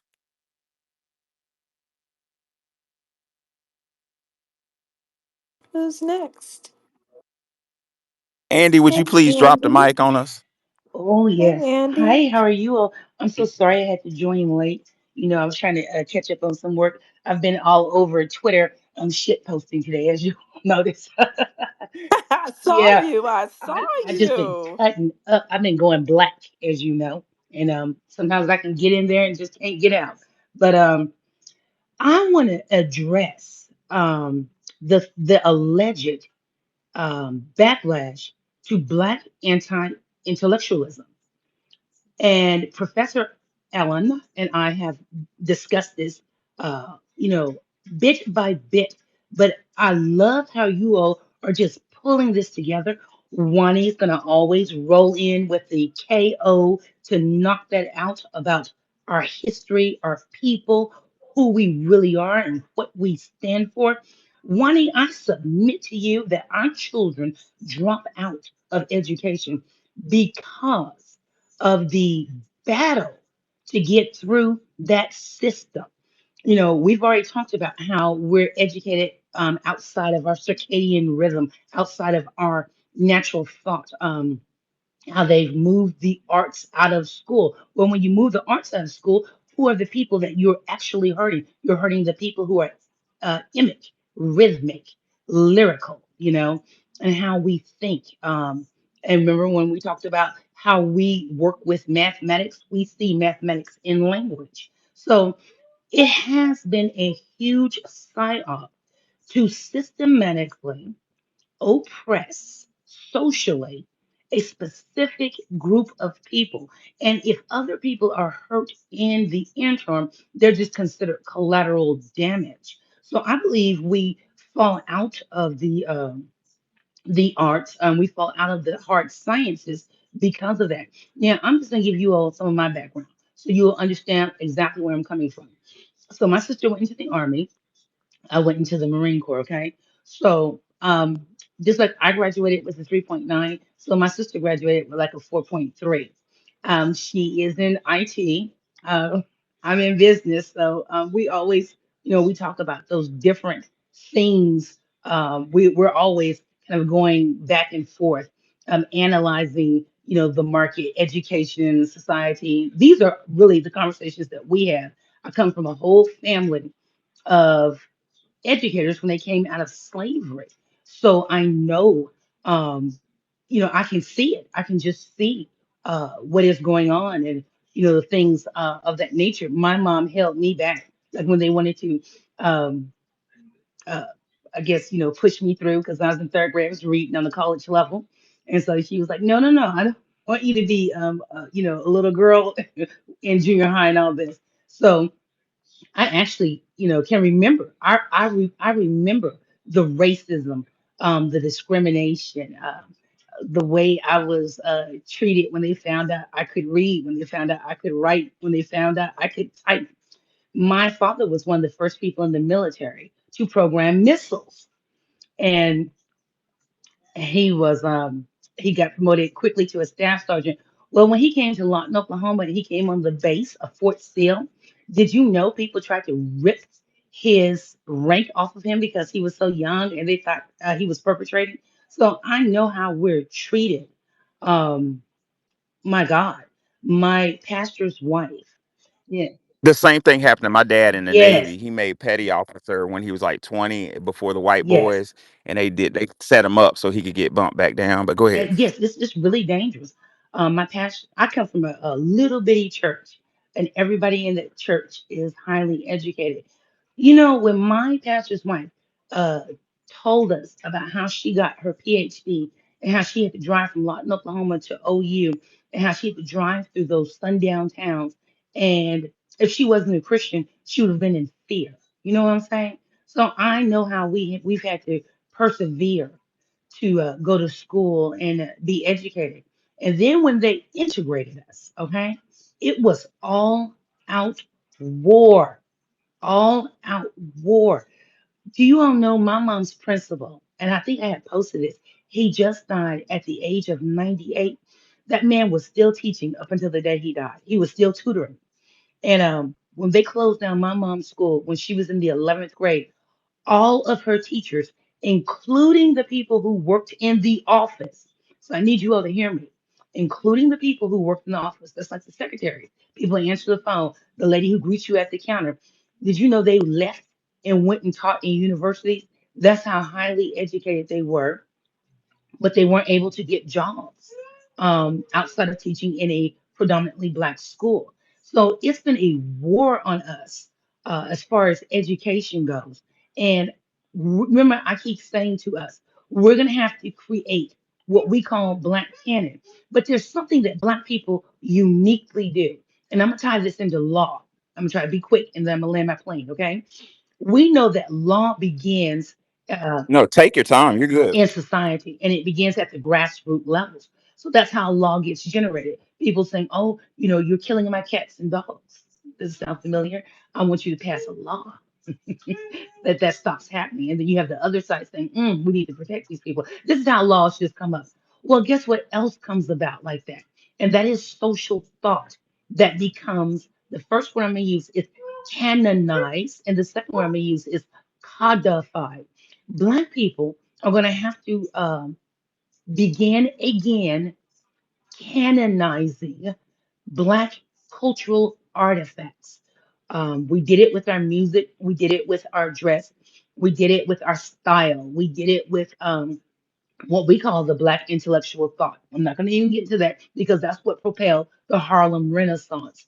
Outside of any type of formal thing, it all started grassroots in Black communities with those artisans, those writers, those dancers, those musicians. We create this institution, okay, that we prioritize so highly, and it is such a uh, fortified thing that it is able to be commodified, stolen, even imitated, duplicated, and they're still talking about it. Hold on just a moment. Let me tell somebody to shut up. You better be quiet while I'm talking, sir. Is that your That's my doggy? son. You better be quiet while I'm talking. Oh, it's a doggy. I thought I heard a dog No, he's barking. nonverbal. I knew it was either Mhm. like a baby or I I Yeah. didn't figured pay that was a Yeah, baby. attention that close though. he's nonverbal. Oh, So when I talk, he starts talking oh, with me.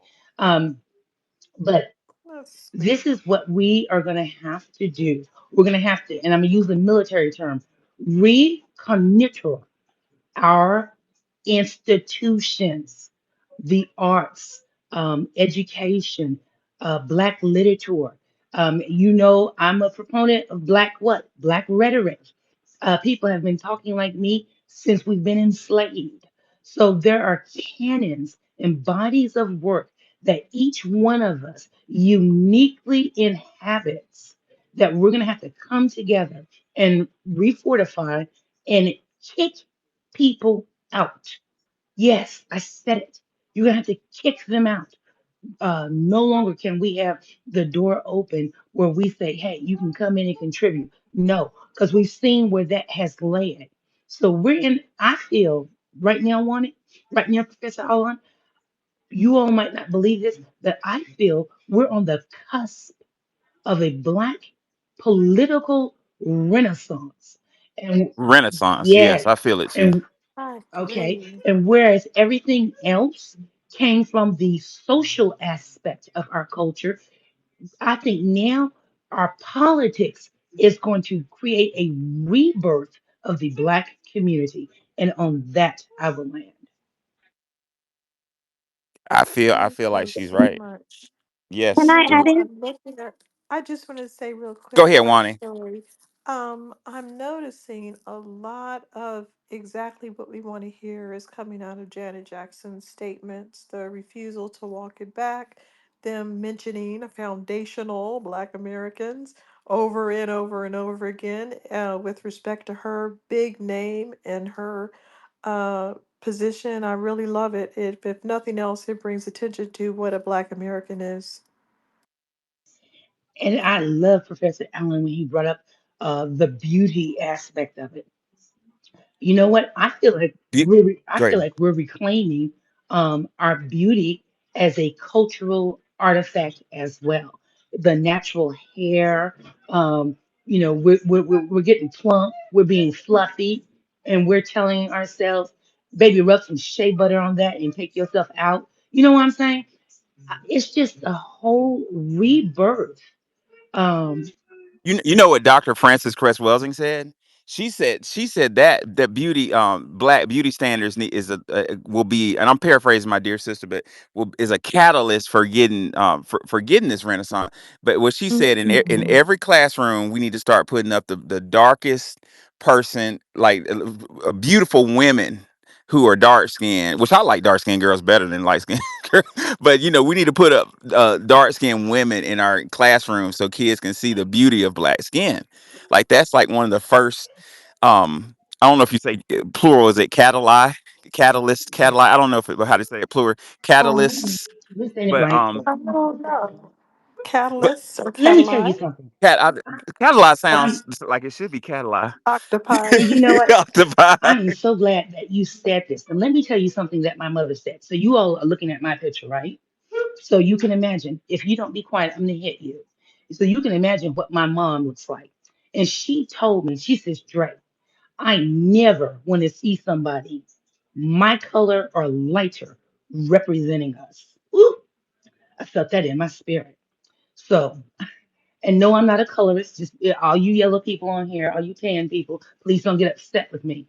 But what you You just like what you like. You know what I'm saying? I'm not gonna identify who told it to me. You know, I love my family, but I was told the opposite, and I had to kind of hide the fact that I like chocolate girls. exactly. And when I brought a chocolate, well, a honey brown, deep honey brown home engaged to her, like I got some looks and some several people weren't happy about that, but I didn't give a But fuck. this is the preservation of what Black people have always done. You remember when Wani pointed out that we're the only group of people, as far as I know, especially an Afro group of people. I'm using that term globally, an Afro group of people who have preserved our race slash ethnicity.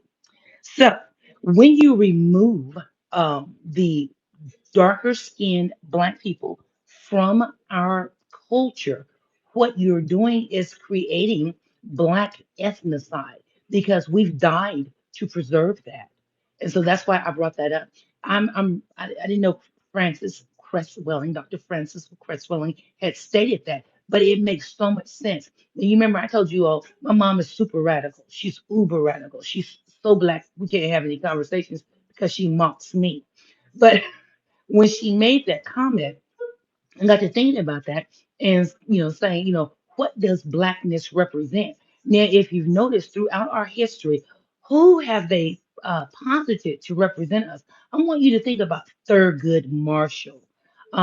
It's another gentleman's face that I can see. Um, God, and I can't. Tons of them. Yes, it's Tons of them. tons of them. Overrepresented. Exactly. And you remember, In fact, mulattoes are overrepresented in leadership yes, all over the Caribbean, yes. in Liberia, and in Now America. you already Yeah, Our story never got a chance to talk, though. oh, go ahead. go ahead. Our Let me story. I'm go. Let sorry. me, let me put myself on. Oh, okay. Can you guys hear me? Yes. Yes. Yeah, I hear you now. Guys, I just want to first start off saying that this space is being severely attacked. Because I've had to drop out so Oh, many times. It's just crazy. And it's still like I have very good internet and very good, reception on my phone. So I don't know what's happening, but it's gotta be the space. And second of all, I've just been enjoying listening to you guys and Miss Andy. I totally agree with you. It's like a renaissance. Another renaissance is taking place. Oh my gosh, I felt that in my spirit when you said that. That was so on point. And to bring it back to the topic of the space, which is why I think it's being attacked so heavily, is because Janet Jackson is representative of what we are so proud of as a community. I mean, they come from what? A nuclear family, a family that did not believe in birth control because they were very religious, a family that believed in maintaining control over your family home and over your children, knowing where they are, what they're doing. I mean, pretty much a traditional African American household. They might have been poor, they may have been overpopulated within the house, but they had love and they had tradition and they had family. And that's something that we all adhere to. And we just love about them because we acknowledge them, they acknowledge us. And it's not only that, but you also have to acknowledge the fact that Janet Jackson, I posted a post on my page, and people, oh my goodness, I can't believe the ugliness I got from it. I mean, I was just telling the truth. Janet Jackson is surrounded by Black Americans who are primarily a lot of her family, because her family is freaking huge. Why is her family so huge? Because both sides of her family are from the deep South. Her mother's family, Alabama. Her dad's family is Mississippi, Tennessee, Arkansas. They are huge. Okay, they might have grew up in Indiana, but they are deep South people, and they have visited the South. I mean, I've had stories about people from Mississippi and the Delta when they stopped by and visited their relatives. I mean, they've got footage when they visited their relatives in Alabama. They visit these people, and they're not ashamed of their family. They love their family. So when you hear Janet Jackson say, "I'm not walking anything back," that's what I said. Get over it. I'm like, yes, sister girl, yes. I mean, that is exactly what she is hearing. That is her echo chamber. So it's something you cannot get away from. You can't have anybody who cosplays as African American speak for her I want to. because that is I want to. literally what. I want to Go ahead. identify. I'm gonna let you have as much time as you want, but I want to identify something before it gets lost in the sauce, because you just educated me on some shit. I don't know if what you know how deep what you just said was, but I didn't even see that. You're right. The Jacksons represented the nuclear family. There's an attack on what? The black family. That's Wanda and I's first space. Is there an attack on the black family? Hell yes. The whole ism of the Jacksons is against the system. A big black family, belief in God, um traditional ideas on marriage. Like, damn, I didn't even think about that, but I just want to give you kudos on that, because I didn't piece that one together until just now. Continue. Yes, sir. I just wanted to point that out, and I also want to tie it back to their ties because a lot of people think, oh well, they see the Jacksons like the brothers and sisters, and they traveling all over the world. Well, their nucleus is from the deep south. Their main influence is from the deep south.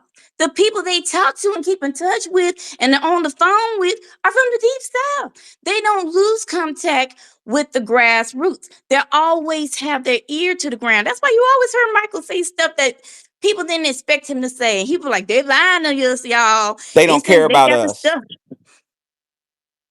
Oh, I'm sorry, Professor. No, I was just saying they don't care about us. You remember Michael Jackson? He was in the hood with the Crips. He had them throw the C up.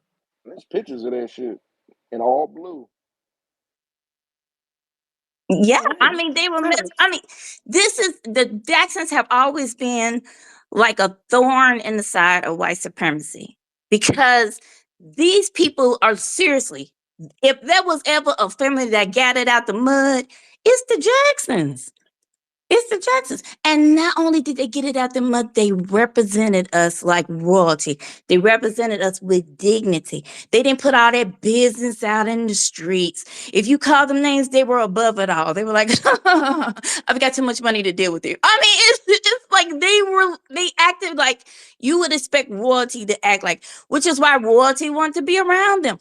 Everybody was influenced by this family. You cannot look at any entertainment field out there and say the Jacksons did not have any type of influence upon you. Of course they did. Of course they did. And they kept their business to themselves, which is another thing that we are known for as a community. They didn't air out everything. If you found it out because you found it out from somebody else. Okay, or one of the family members went crazy, but they never put their business out in the streets, which is what we were always taught to do. We minded our business and kept our mouth shut. Your home life is your home life. You did not share it with everybody, What goes which is on in why this house that's stays why in I this think house. I'm I sorry. can't hear Say you, that again, Mickey. I Mickey. said, what goes on in this house stays in this house. Yeah, I used to hear that too. Exactly. Exactly. I wish they would bring that back because they do not have that on the internet. I know way more stuff than I want to know. Oh yeah, you run and tell it, like the first instance. Like, I've got friends have gotten, and family members got divorced and just went to Instagram and started recording. Hell yeah. But it also goes back to what you were saying, Professor, about or was it the coach? The coach was talking about Love Jones, and you see this representation on the screen. You're like, wait a minute, hold on, that doesn't happen where I'm from. I remember seeing Love Jones, and I was thinking to myself, where is this in Chicago? Is that what they do?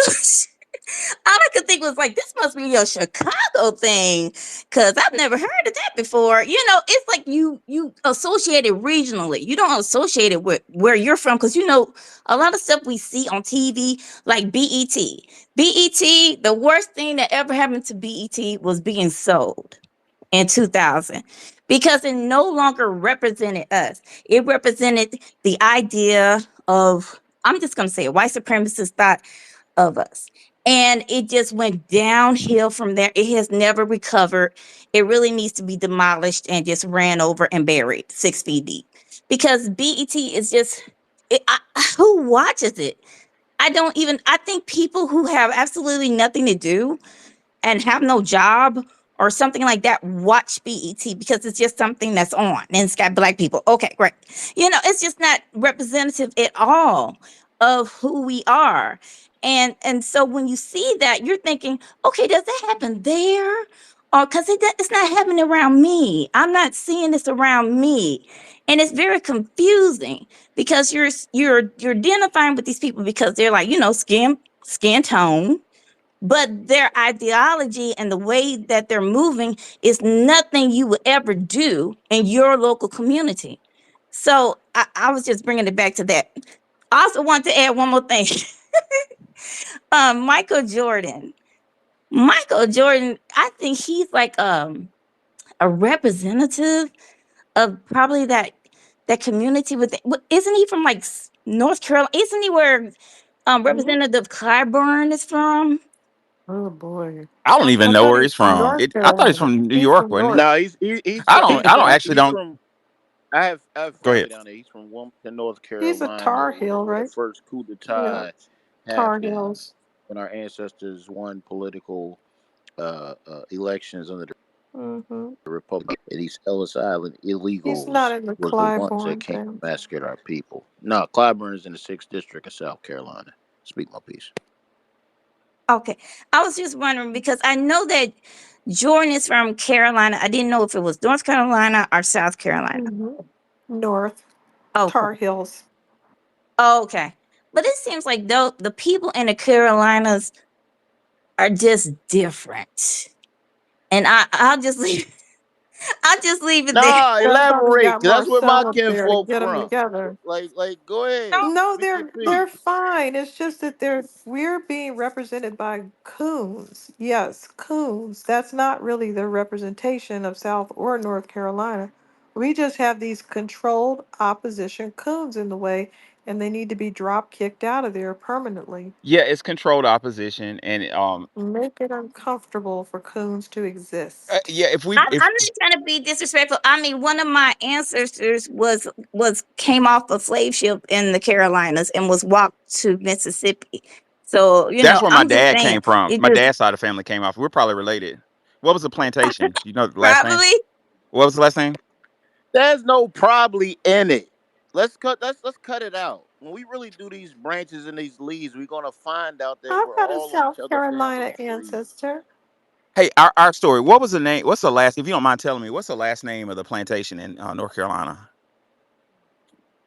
well, that she wasn't on a plantation there. She was literally from the story. She came off the slave ship there and she was sold, and then she was Oh, okay. walked to Mississippi. He walked over to somewhere Wow. else. Yeah, my Yeah. dad. My dad was. They were bought and Oh. then putting on a plantation in North Carolina, a really big one.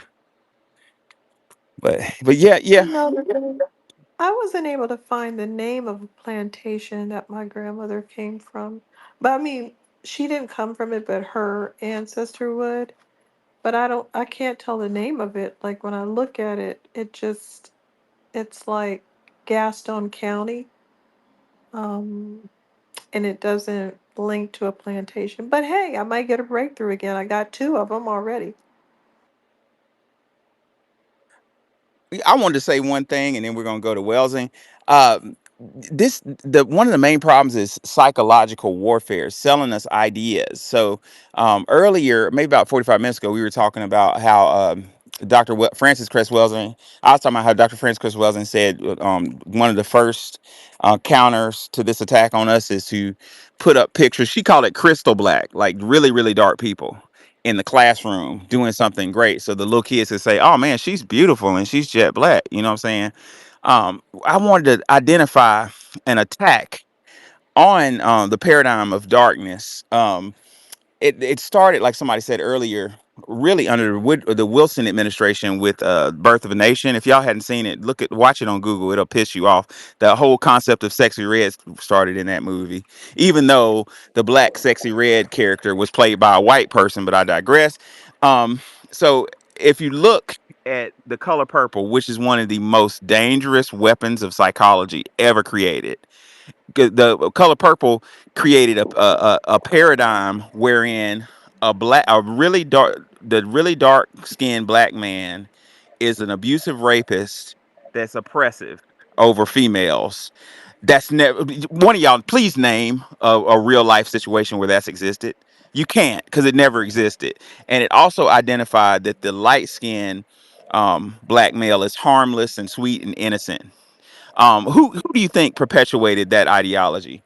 And I'm not hating on Tyler Perry. You know what I'm saying? He got his money, but I'm just trying to say these the little bitty subtle suggestions. These things are so strategic Yes, and so planned. yes. And so we go playing that out. I got family members who can't stand jet black men and view them as oppressive. And I had to check them and say, why do you think that? Well, they just because he just is. I'm like, well, is this because of the color purple? Because we used to watch the color purple over and over and over again. No wonder I never watched it. I already knew it was BS. I can't do that to myself. We were in the early 90s, we were trapped in the house. My parents worked two jobs and we would watch HBO and that shit would come on over and over and I over again. understand. Yep. Wellsing, what you got?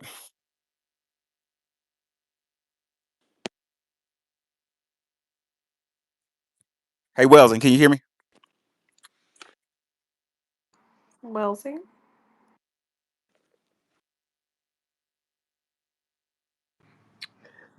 Don't forget Uh-oh. about the movie Jason Lyric too.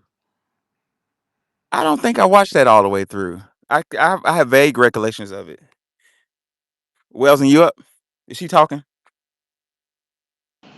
You got a listener as a listener. Hmm. Wow, they messing with his face. It threw her down. Um, I can track him if Well, you let want me me to. figure it out. Let's see. It says she's a speaker on the stage. Yeah, I see speaker as well. Hey, Professor. Now she's a listener. Okay, I'm bringing her back to speak. You know, I've noticed a pattern when we have a productive space where we're building and learning stuff like this one, like it starts getting attacked. Wanda, can you bring Welsing up? It won't let me bring her up. She's already up. That's why it's acting crazy. Weird. Hey, Professor. If you need a hacker, Wellsing, can you speak? if you need a hacker, you need to know where that coming from and who's doing it. I can. Okay. Are you white hat, gray hat, or black hat? Hey, Welsing, can you hear me? Wait, I'm trying to get a hacker. Oh, hey, I'm just kidding. Welsing, you can speak. You got it, Hey, who's the lady that's a Marine in here? Andy. Andy. Me? Yes. Oh, right to you.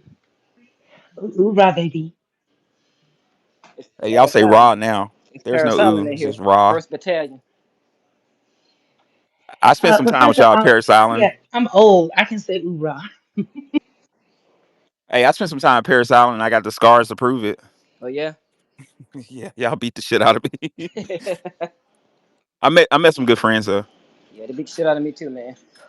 So, Captain Rogers, Um, you're gonna have to DM me so we can talk since you're a hacker and stuff. I got some questions to ask you. I can definitely do that. I don't know if they're messing with Welsing's thing. While Welsing comes together, who was after Captain? Uh, You want to talk, Captain? no, it was Coach. Coach had his hand up first. Oh, okay, And Coach. Go I'm ahead, at Coach. work, but I'm gonna get back to you. I'm gonna just continue to listen. So, All right, brother. Go ahead, Coach. Now, I'm not. You already know that if you had uh, fucking all night in the title, you have 1,000 people in here, you wouldn't have an issue. You already know that. If we were There's cussing each other spaces out, on here. nothing would happen. Oh, absolutely not. But yeah, when somebody was touching on our color spectrum and our family tree lineage, my great grandma Prudy on my paternal side, uh, what she is about 4'11".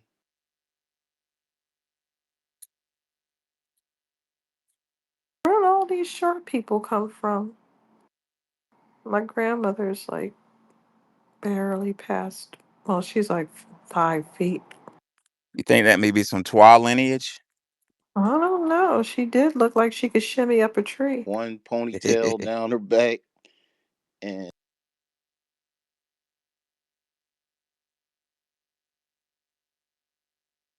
You're breaking up. They're attacking us. Coach, drop down and I'll bring you back up. Smoothie, go ahead. she's very, very fair Hey, how skinned. y'all doing? What's going on, Professor? What's going on, And Lowski? on the spot. Oh, Coach. I think Coach was Hey. trying to come in. Say something. Go Okay, he ahead. left. All right. No, I was just trying to catch that hacker that was up here, and I was going to ask him if he can Oh, we hack got him a one. lot of business. If he can hack one of these white supremacist accounts, He's let us know my their address. hacker. There's a line forming. I begged first, Andy begged second, and you Oh, begged okay. third. What you Anybody gonna else want to beg? Me too. what you gonna hack?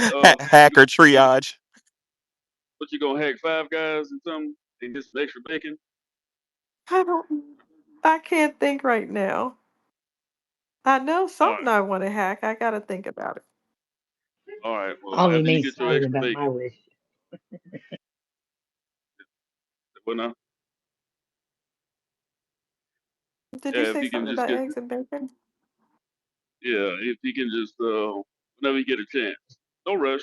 Uh, let us know these white supremacists' address on here. These white Oh, you supremacist want to accounts. get their addresses because they're Yeah, always bugging yeah, us. yeah. Add us to the list of Oh, text. the coupons. Uh-huh. I got you. Your secret is safe with me. Um, Text well. Did you want to say something? Hello, Wani. Hey, Andy, Hello. Professor, everybody. Um, I just want to take a moment um, to shout out Tito Jackson, part of our Black royalty, and I did a tweet last year, I think, about him, and he's always like the butt of people's jokes. Like whenever a comedian wants to talk about somebody like they have no talent or they got over, they rode on somebody else's back, they use Tito Jackson's name. And if it wasn't for Tito Jackson, there would have been no Janet, no Michael, no Jackson 5, because Tito was the one who snuck his daddy's guitar out of the closet to practice. And he knew he would get an ass whipping for it. And he got caught because he broke the string. So he said he got punished for that. But then his father, Joe Jackson, said, "Let me see what you got." So his father was so impressed that he started investing in the boys. And that's what started the Jackson 5 legacy. So shout out to Tito, rest in soul music, brother Tito Jackson. Thank you. I never knew that. Never knew that either. I never really heard anyone make a joke about Tito, but I'm not saying they didn't. Yeah, So they would use him as a less popular Jackson or something to make fun of. exactly. There's actually this tweet I put up here. I'm Hmm. responding to one of those jokes. That's sad. It sounds like he was the most essential Jackson. Yeah, it's funny. Just like with the Temptations, like I never knew Otis was the glue that held the group together. I thought he was just a fifth wheel. Like he never sang lead. I think I heard his voice on maybe 3 records, but he was the leader of the group. But they never said that till we saw the movie.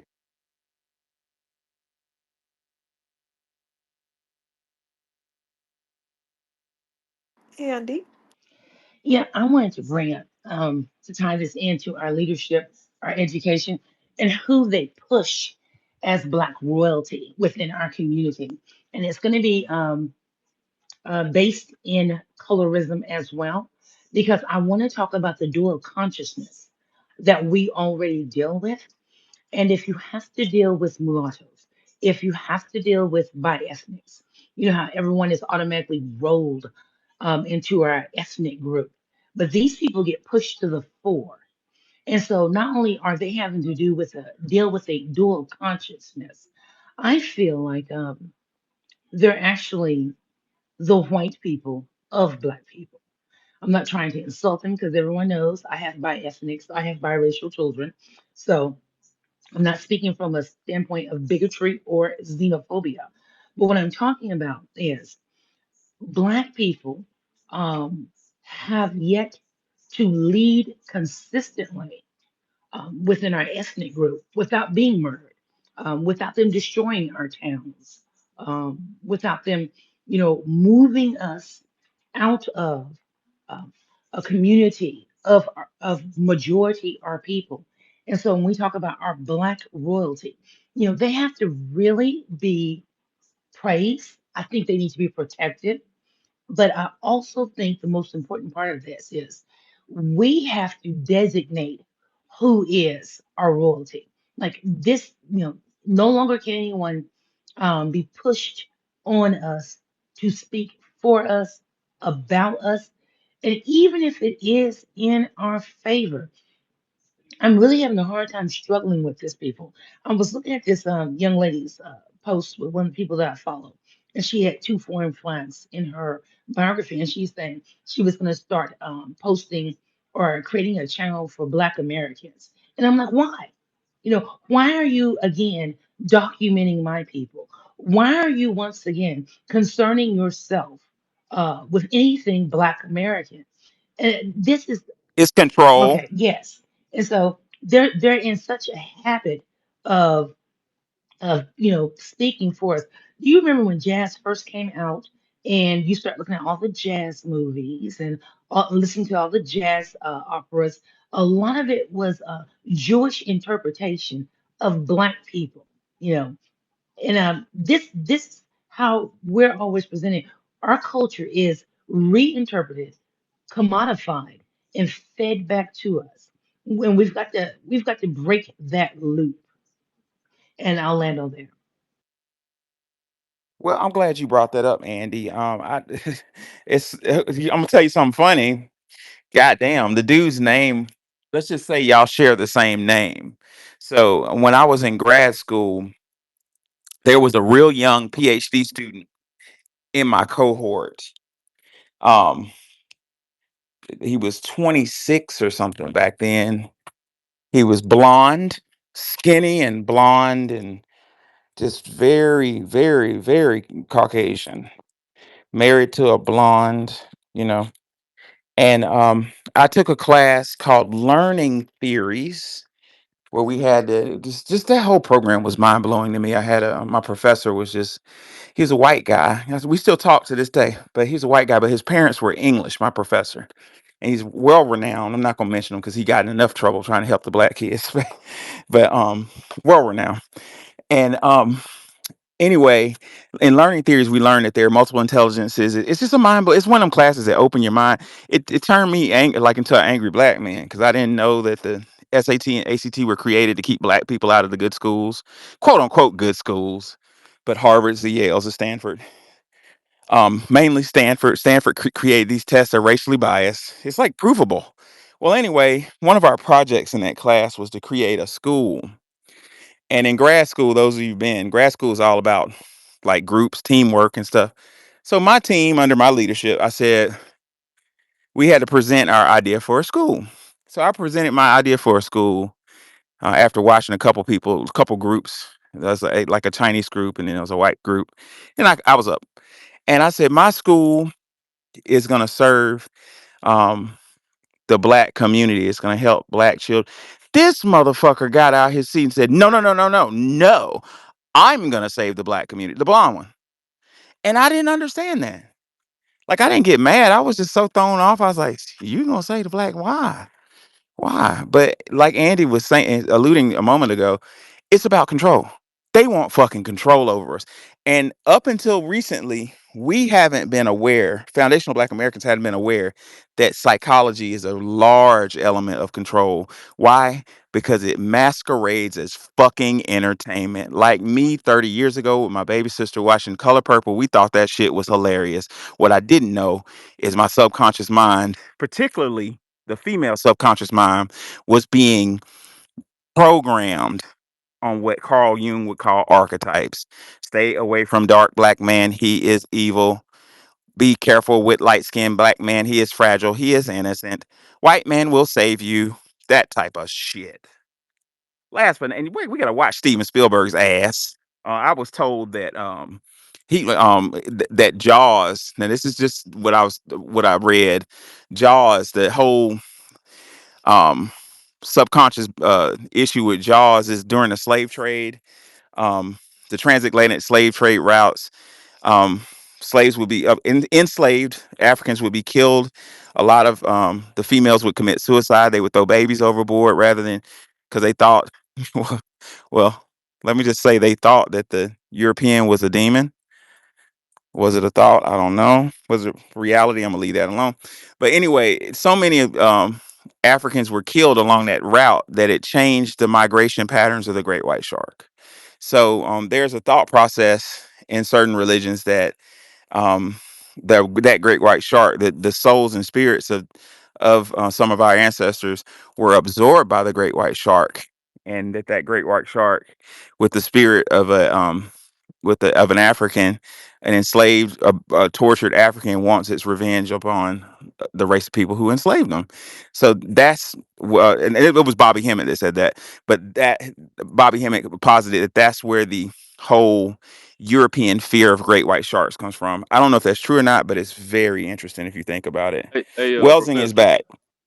Oh, Oh, go my ahead, bad. Smoothie. I mean, No, I was gonna speak to what you were saying. Have you ever heard of Milton H. Erickson, the godfather of hypnotism, like nah. modern on hypnotism? Yeah, he got a book called "My Voice Will Go With You," bro. It's one of my favorite books, and I study it, and he's talking about the exact same thing. It basically make parallels between psychosis, hypnotism, psychiatrist. The modern form of whenever you go to a therapist today, when they lay you back and they tell you to close your eyes and stuff like that, that's like a form of hypnotism that can put you in a trance. So it kind of like all brings it all together. And in one of the chapters, uh, Michael H. Harrison talks about hypnotizing a prostitute. Said the prostitute was afraid of penises, and and it's real deep, man. I don't want to like it's go too much into it, but you probably want to check it out. It's called "My Voice Will Go With You." He's Michael H. Erickson. He's the godfather of modern day hypnotism, and Could you everything we know about it. DM me that and I'll buy it tomorrow. And because I know what you're saying is true, Lowski, because there are studies. Let me see what I'll I can send it to say you. and can't say. There are studies that no, I'm not going to talk about my practice, but let's just put it this way. There are studies that prove that that's interesting with Lowski. There are studies that show that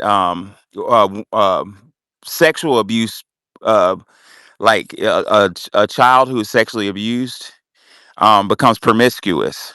Why? Why is that? Well, um, the way it was put to me by a licensed psychiatrist is um, something very innocent was taken away from that child without, let's just say her, without, it could be a boy too, but let's just say her, without her consent, and she was powerless over it. So and this is some shit that'll make you start crying. In a desperate attempt to regain power, that child ends up trying to give it away to people, like, and it's like preemptive. It's like, you're not gonna take it, I'm gonna give it to you. Isn't that sad? Yeah, it touches a So lot of that in his book. I just sent it to you. appreciate it, Lowski. I'm gonna buy that shit tomorrow. That sounds deep. Now, the last but not least, that's interesting, Lowski, you brought that. I'm glad you did. I was telling Wani about this early yesterday. My days are blending together. But I was listening to a one of my favorite scholars is Dr. Amos Wilson. Amos was listening to this shit, and I wouldn't have thought about it if Lowski didn't bring it out. I've watched like most of Amos's interviews, read most of his books, and yet the other day, it might have been Friday, I stumbled on an interview of Dr. Amos Wilson that I'd never seen before, and I watched this shit over and over again. I like, where did this come from? He was talking about, like Lowski was saying, states of consciousness. Now I want y'all to hear this real clear. Dr. Amos Wilson, a PhD psychologist, said that states of consciousness allow you to do things. On different states of consciousness, you can do things that you can't on others. So the way he explained that is he said that sleep, REM sleep, is a state of consciousness. He said when you're REM, when you're asleep, you can't dribble a basketball, can you? No, you can't do that. But when you're awake, which is another state of consciousness, you can dribble a basketball. You probably can dunk a basketball. You got powers on different. What he's saying is you have certain powers on different stages of consciousness. Now here goes the interesting part. Dr. Wilson posited that the system of white supremacy knows more about us than we know about ourselves. Remember that the superhero books like the X-Men were created off of the idea of us. All the superhero shit, the Superman shit, that's talking about us. Do they know something about us that we don't know? Because Dr. Amos Wilson said that all this TV, all this shit is hypnotism to keep us on a very low state of fucking consciousness. And Dr. Wilson just kind of suggested that if we were to awaken to another state of consciousness, we could do other things. And I'm and, gonna leave and that uh, one she, alone. and Go she ahead. also, I'm gonna say this one last thing. The book and Dr. Chris wasn't put emphasis on the word trans. The word trans is very important, and it goes back to and leads into transsexual, and also the hypnotism. Interesting. That the term hypnotism is fairly new. It used to be called mesmerizing. That's what it used to be called, and then it turned into what we know today to be hypnotizing. So yeah, just look into that book, man. It gets real deep, bro. I keep that book with me when I go places, bro. And I read it a couple. I'm hitting Amazon up tomorrow at work. Thank you, Lowski. That was wonderful. Text well, and then Andy. Yeah, man. This is a subject that I think about a lot. Like I'm coming to the point where I can't even watch like Hollywood movies of any kind because I'm aware of the agendas that they insert into these movies, and it triggers me and it angers me, and I say, why the hell did I watch this? So once in a while, I break down and try to watch one, and I'm like Charlie Brown when when Lucy puts the ball and he goes to kick it, and she snatches the ball and he goes and falls on his head. They do it every time. I was just watching a movie called Forever with Tay Diggs and Megan Good. It was a love story supposedly on Lifetime, right? My wife usually watches Lifetime, but I watched this one because it had black people in it. So I'm watching this movie, and sure enough, I don't know if y'all want me to spoil it for y'all or whatnot, because I don't like to spoil movies. Go ahead and spoil it. Go Well, ahead. she's a Megan Good is a cop. She has three daughters. Um, I think I don't know what happened to her. I guess she was separated from the baby's father. So she meets this coach, a high school football coach, Tay Diggs, and they fall in love. Don't you know the girl got cancer in the movie? Megan Good got cancer, like right after they got married. Now she happens to survive the cancer, right? Guess what happened when she went back to work? She gets shot by this teenage dude. Like, I'm like, and dies. I'm like, Hollywood is evil, man. Like, is there a clause in the contract that Big Mama got to get cancer, Junior got to get shot in the drive-by, somebody got to go to jail, a man got to beat on this woman? Like, is this in the contract, the writer's contract or something? Like, ever since the birth of a nation, bro, they've been hitting us hard, been bombarding us with this shit, man, and I can't do it no Bro- more. Brother Text well, you know who snitched on that game? Our brother David Banner. Now David is a genius. Was getting his a master's at University of Maryland, which is a kind of a hard school to get into. But on the side, he rapped, and said he would drive up to New York and meet, and the execs would love what he was doing, but he didn't get signed. He said around the 10th time he went to New York to meet with those A&R, those execs. He called the suits. He said one of them pulled him aside and said, "Hey, look, bro, we love what you're doing, but we're told not to sign any black rap that's positive. Just straight gave it to him straight like that. So David said he went back down to Maryland and wrote like a pimp. And he said he went from being homeless, living in a van, to a million. The next day, being a fucking millionaire. So I went to law school with some people. I gotta be careful what I say on recorded space. But let's just say I know some attorneys who work in entertainment law that said they've seen some contracts for some people. I'm not gonna mention who it was, that said you got to use the word bitch, you got to use the word nigga, you got to talk about dope.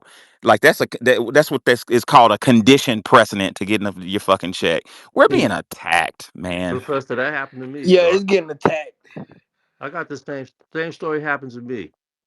Um, I was shopping a deal for me and my brothers in New York, and we had a group, like we were well dressed, right? So like boys and men, right? But not, we were real smooth, right? So I took this demo to RCA Records, and it was a black man. I ain't gonna mention no names.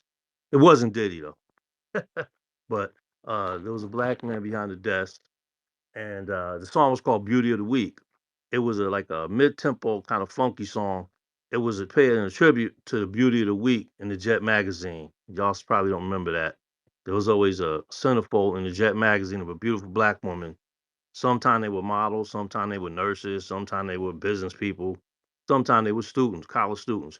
But anyway, that was a tribute to Beauty of the Week, right? So we take it in there, and the guy bopping his head. I like the song. I like the melody, but can you change it to guilty all the way? And I'm like, guilty of what? He's like, guilty of, he said, just listen, man, look, take this cassette, right? I don't know if y'all remember what a cassette is. He said, take this cassette and bring me something like this, right? So we take the cassette home. We blasted it in our Suzuki convertible Jeep all summer, right? Riding up and down the highway, blasting. We wore that tape out, bro. The tape was fly. The tape was straight out of Compton before anybody on the East Coast had heard it. Straight out of Compton. So he wanted me to pose like a gangster with my singing group, and I just didn't do it because I know I was gonna be fake, man. I should have did it, but I didn't have I didn't have it in me to do it, and I think I saw I saw where he was going with it, but that happened to me, bro. So imagine how many people they tried to like sway and make you position yourself as like you're in criminality or something. You know what I'm saying? So that really happened. They said it was a meeting where they told all the producers that they had to do it, and it was like white people in the meeting. They said if you tell anybody what happened, said we're gonna kill you.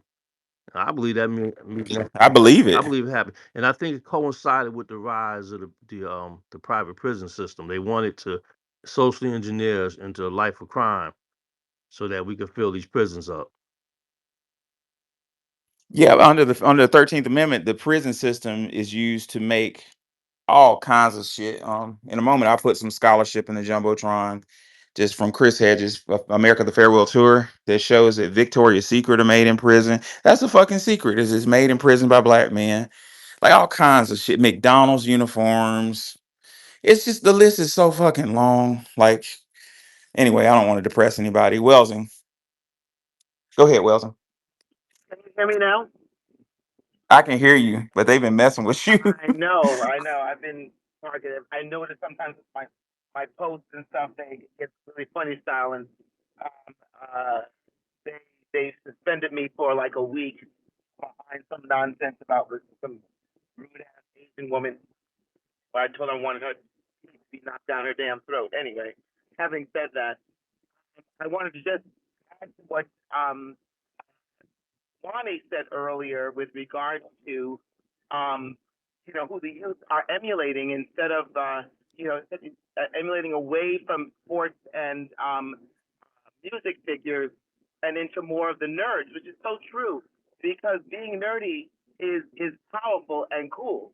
And I was in a room last week briefly, but someone was speaking about Puffy and or Diddy, whatever, and that he is a prominent person in the Black community. And, I don't know about anybody else, but I would think that, the definition of prominence is huge, because I thought about it and I wrote about a man that I think is prominent in the Black community, or was prominent in the Black community, and his legacy lives on, and that's Earl Graves, the founder and chairman of Black Enterprise magazine.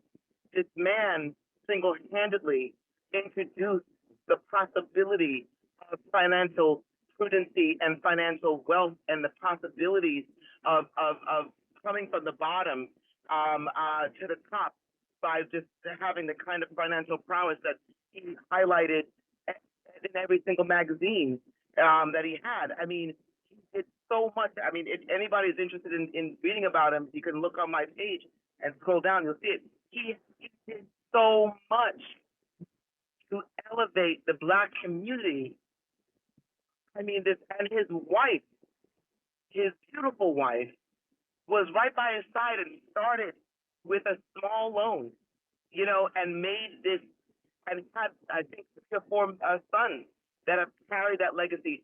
That to me is someone who's prominent, that we should have our children look up to. We have to, I feel, stay away from this rhetoric about these music industry people, because clearly, as you can see, it is not what I would think anybody in this room who wants the best for their child wants to emulate. So I just wanted to share that, and thank you so much again for allowing me to speak.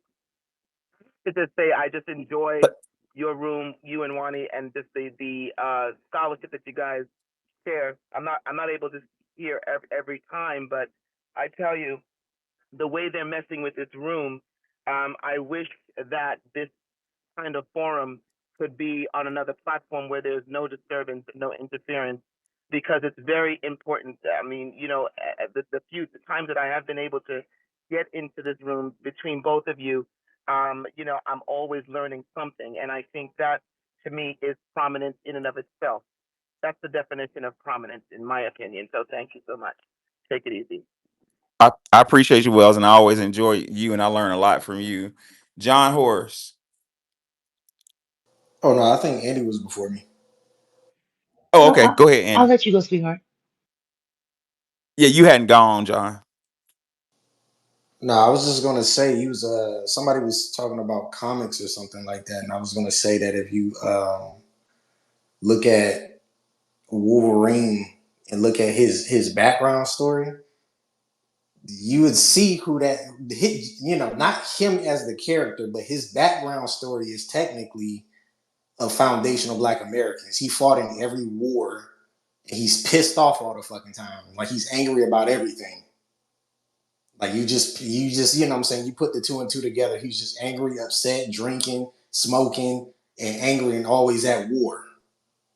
If you look at the background, the back history of his story, that's who we are, and then also on top of, the spiritual aspect of it, the quote unquote, spiritual, the spirit of Ogun and everything like that, him being made out of metal or whatever. But yeah, his background story is literally that. If you watch it, I don't know if y'all saw the new Deadpool movie, but when he was arguing with Deadpool, he literally was kind of going off. He was like, I've been around here for 200 fucking years, and I done seen all types of shit, this, that, and the third, and he's like spazzing out. It was literally, you know, you just put 2 and 2 together, you see, they have you in everything. And then all the girls, folks' wives and shit like him and be trying to fuck with him. Oh yeah, they slob over Wolverine. 'Cause, he exemplifies masculinity. But bro, that the real story of Stan Lee, and Stan Lee tried to tell it before he died, is he was impressed by Malcolm X and Dr. King and the civil rights movement. I don't know this. Maybe somebody here knows the story better than I do, but that's literally where the fucking X-Men came from. Is he thought that they were superhuman, which they were, and which we are. Yeah, We're just in the wrong state of And consciousness. didn't he That's all. create Black Panther too? Yep. yeah. He was basically fighting against, and if you look at what the X-Men represent, they're mutants, you know what I'm saying? So they're outsiders, there's the humans and then there's the mutants. And what do? The humans hunt the fucking mutants. They Hey, hunt the listen, mutants. They're I, not cool with the mutants. They just, they look at the mutants as, you know, a problem. I And used they're to be a big special. comic book person in the back in the day. I know all about this shit. The X Men. X Men. Magneto. He represented uh, Malcolm X. You know, he was always hostile towards the enemy. He wanted to destroy him. Professor X was Martin Luther King. He always wanted to use his mind and always try to, Wow. fucking go the calm route. All right, and then that Professor X, he took all the X Men into their. He made a school because they were all special, and he pretty much like he tried to show them how to craft and how to use their abilities for good. And Magneto, he pretty much he was getting all other type of mutants from that would come from around the world, and he was trying to sit there pretty much, on some Malcolm X, like, man, let's ride on these fools. The Sentinels, you know what the Sentinels are? They're the police created by the government and shit, and that's pretty much what it was. Like you were saying, Wolverine, he had superhuman healing abilities, and his brother was Sabretooth, and they got split Yeah. up. Then they had the other one. He was a dude named Omega Red. He was from Russia. He was a serial killer. He was a Soviet Union weapon. He got free, broke loose. And then there was another one, Colossus. He was from Russia too, but he was a good guy, so he went with the X Men. And his right, Yeah. it's a long. Go ahead. Yeah, that's basically, basically what it is.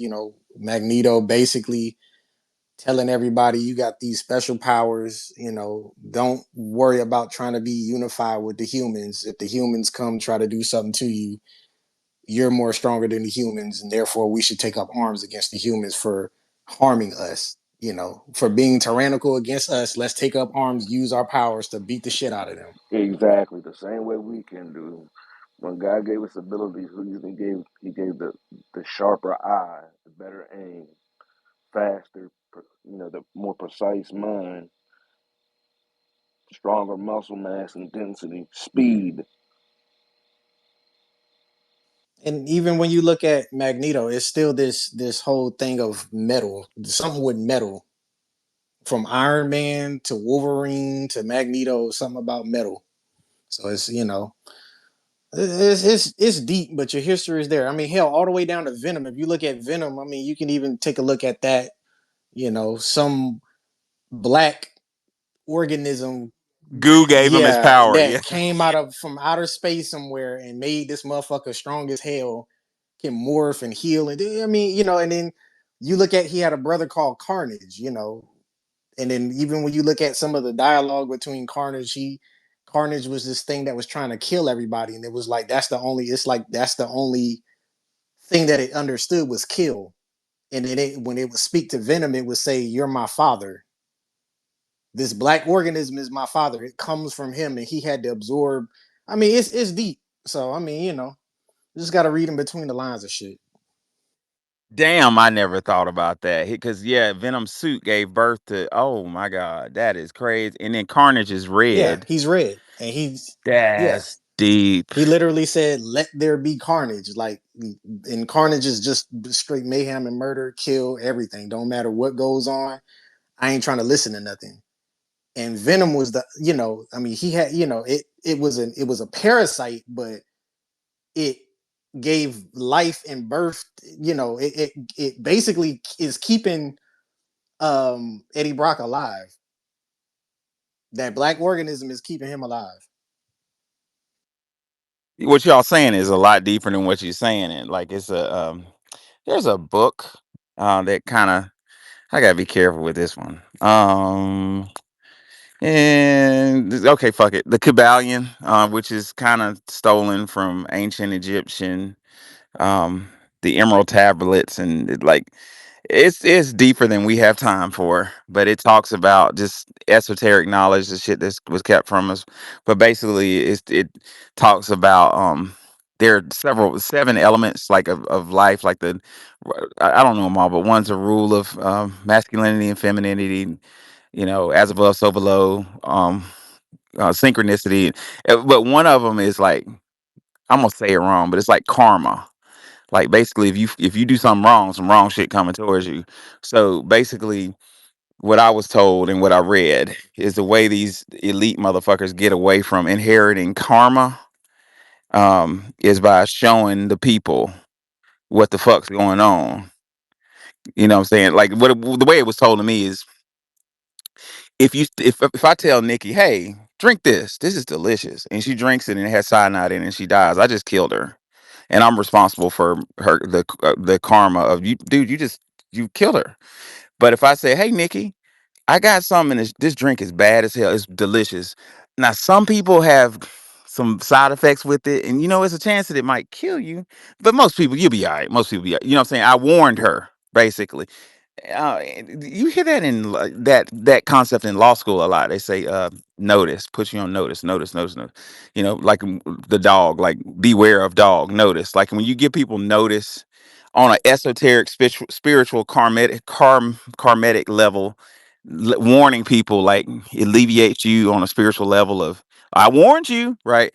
So what I was told is like these fucking shows, like he was talking about a whole bunch of deep shit with Venom. I love Venom and I never even noticed that. That's why I Hey, like the there's spaces. another thing. There was another character. Go His ahead. name was Bishop. I know everybody remembers him. He was the black dude, but he was like the slave hunter from the future, trying to go back and catch all the ex. Pretty much a coon. with, with Cable, Yeah, right? Bishop and Cable.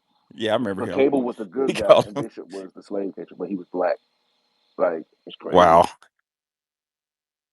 It's a lot in these shows, man. That sometimes some of them shows telling you exactly what the fuck's going on. If y'all want a session on how that shit really works, I'll blow your mind. But I'm not saying it on these spaces. No way. We'll just meet at the park or some shit. But that's because we're in an open Um, society, so they kind of gotta tell us what they do before they do it. Somewhat.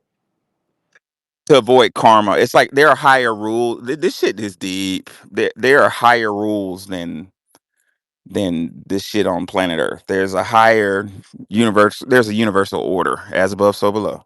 And if you don't want shit to happen to you, you got to warn people. Like, hey, dude, if you walk down that trail, you might get eaten by a bear.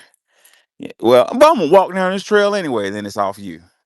And these movies, I was told, give you all warnings, give us all warnings, and then make the shit look like entertainment. So we're like, oh man, that's just entertainment. But you've been warned. This shit's deep. Andy. This is so good. You say movies of Martin Day hieroglyphics, but Yep. I wanted to posit something with you. So basically, what I think I have been doing is creating what I would call a walking pedagogy of white supremacy. Now, you remember we have critical race theory, and it helps us view everything through a racialized lens, which is what we live in.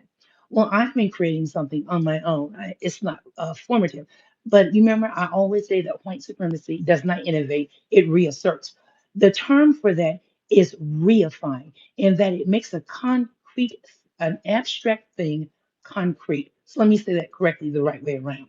It makes an abstract thing concrete through language. Language is an institution. What they deploy against us is called stochastic terrorism. Now, this is just a new term, but since we're talking about psyops, okay, it's actually political violence used through language that gives the perpetrator plausible deniability. And so this is part of my, Yep. okay, so I wanted to just kind of like point that out. Now, we know how powerful language is, do we not? And you remember me always saying, I believe we need to create a black canon. Well, how you normally talk or how we normally speak amongst each other is quite different than how we speak in public or with white people. It goes far deeper than code switching. So we have somebody on this space, Texwell. Did you know me and Texwell are brothers and sisters? We're not blood related, but we love each other. I read something that Texwell had written about his brother-in-law. Okay, I wrote Texwell a prayer of love. Texwell took it to his brother-in-law and read it over him so that his brother-in-law could be healed. So, I don't just, I'm not just on social media just to be on social media. I'm actually on social media for three things: to deploy knowledge, to reify the Black intellectual thought, to educate my people, and to also, it's not just to be educated because it's something else that Black people do for me, and it supersedes an education. It gives me energy, it feeds me. I get healed around us too. Okay, I do too. that's what it Yep. is. So that's why I am on social media and in Black spaces. But I just thought I would just point that out to y'all. Love And you. she's telling the truth. My brother-in-law was in a COVID coma for 3 months in the hospital, Wow. and me and my wife rode to the hospital. They wouldn't let us in, but we still read the poem right outside the hospital. And my brother came out of that coma shortly after. So it's real, y'all. And the beautiful thing about the poem or prayer she gave me, she taught me that when you communicate with the higher power, you're not supposed to ask for anything. You're supposed to thank the higher power for what you already have. And I never looked at it that way before. Thank you. Oh, I I know thank her that. so much. I love that woman. That's the truth. I've told a couple of you in here that I had a situation near. I don't know what that experience is called. I don't know if it's a near death experience. Wani knows what I'm talking about. But yeah, that's exactly what happened to me. And I expressed thankfulness, and somehow I'm still here. Yep, that's And true. guess what? All right, ladies and And guess gentlemen, what? go ahead. On the way to the hospital, we got a flat tire. So something was trying to keep us from getting to that hospital. But we drove the flat tire to Wow. the hospital. Wow. Dang. Yeah, everything is Dang. comprised of words. Hold on, who's that? Oh, somebody's off the mic. There's a book called The Holographic Universe, written by Michael. I almost got his last name. Dang it. The Holographic Universe. And the dude died after he wrote. It's like it's mysterious conditions after his death. But you can buy the book on Amazon for like a couple dollars. The Holographic Universe. His first name's Michael. I can't think of his last name. Hayden. Michael something.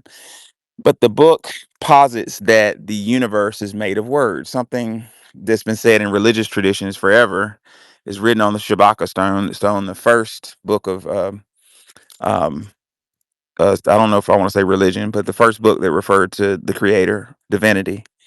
Um, it basically said and I have it tattooed on my arm. It says, "When speech was created, I existed alone." That's before "Let there be light." When speech was created, I existed alone, and the universe belonged to me. He said when speech was created. So word was before. I guess God was before the words, but words created everything. So in this book, which is deep as shit, the author um, kind of proves that the universe is made of words. After he wrote the book, he had a mysterious air quotes death, but it's a good book to get. The Holographic Universe. Everything is made of words. There was a study done, and I did this shit with my um high schoolers before I got my appointment at a college. Because we had a garden at this high school that I planted these. I mean, it was fucking beautiful. I planted like thousands of sunflowers, and we did a thing.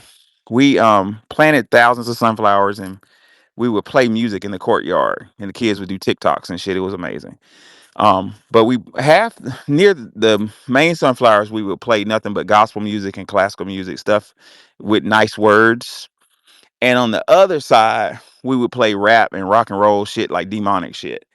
The the sunflowers near the positive gospel and classical music and positive stuff were so big, and it was an energy around I'm talking about butterflies and hummingbirds and shit was coming to them.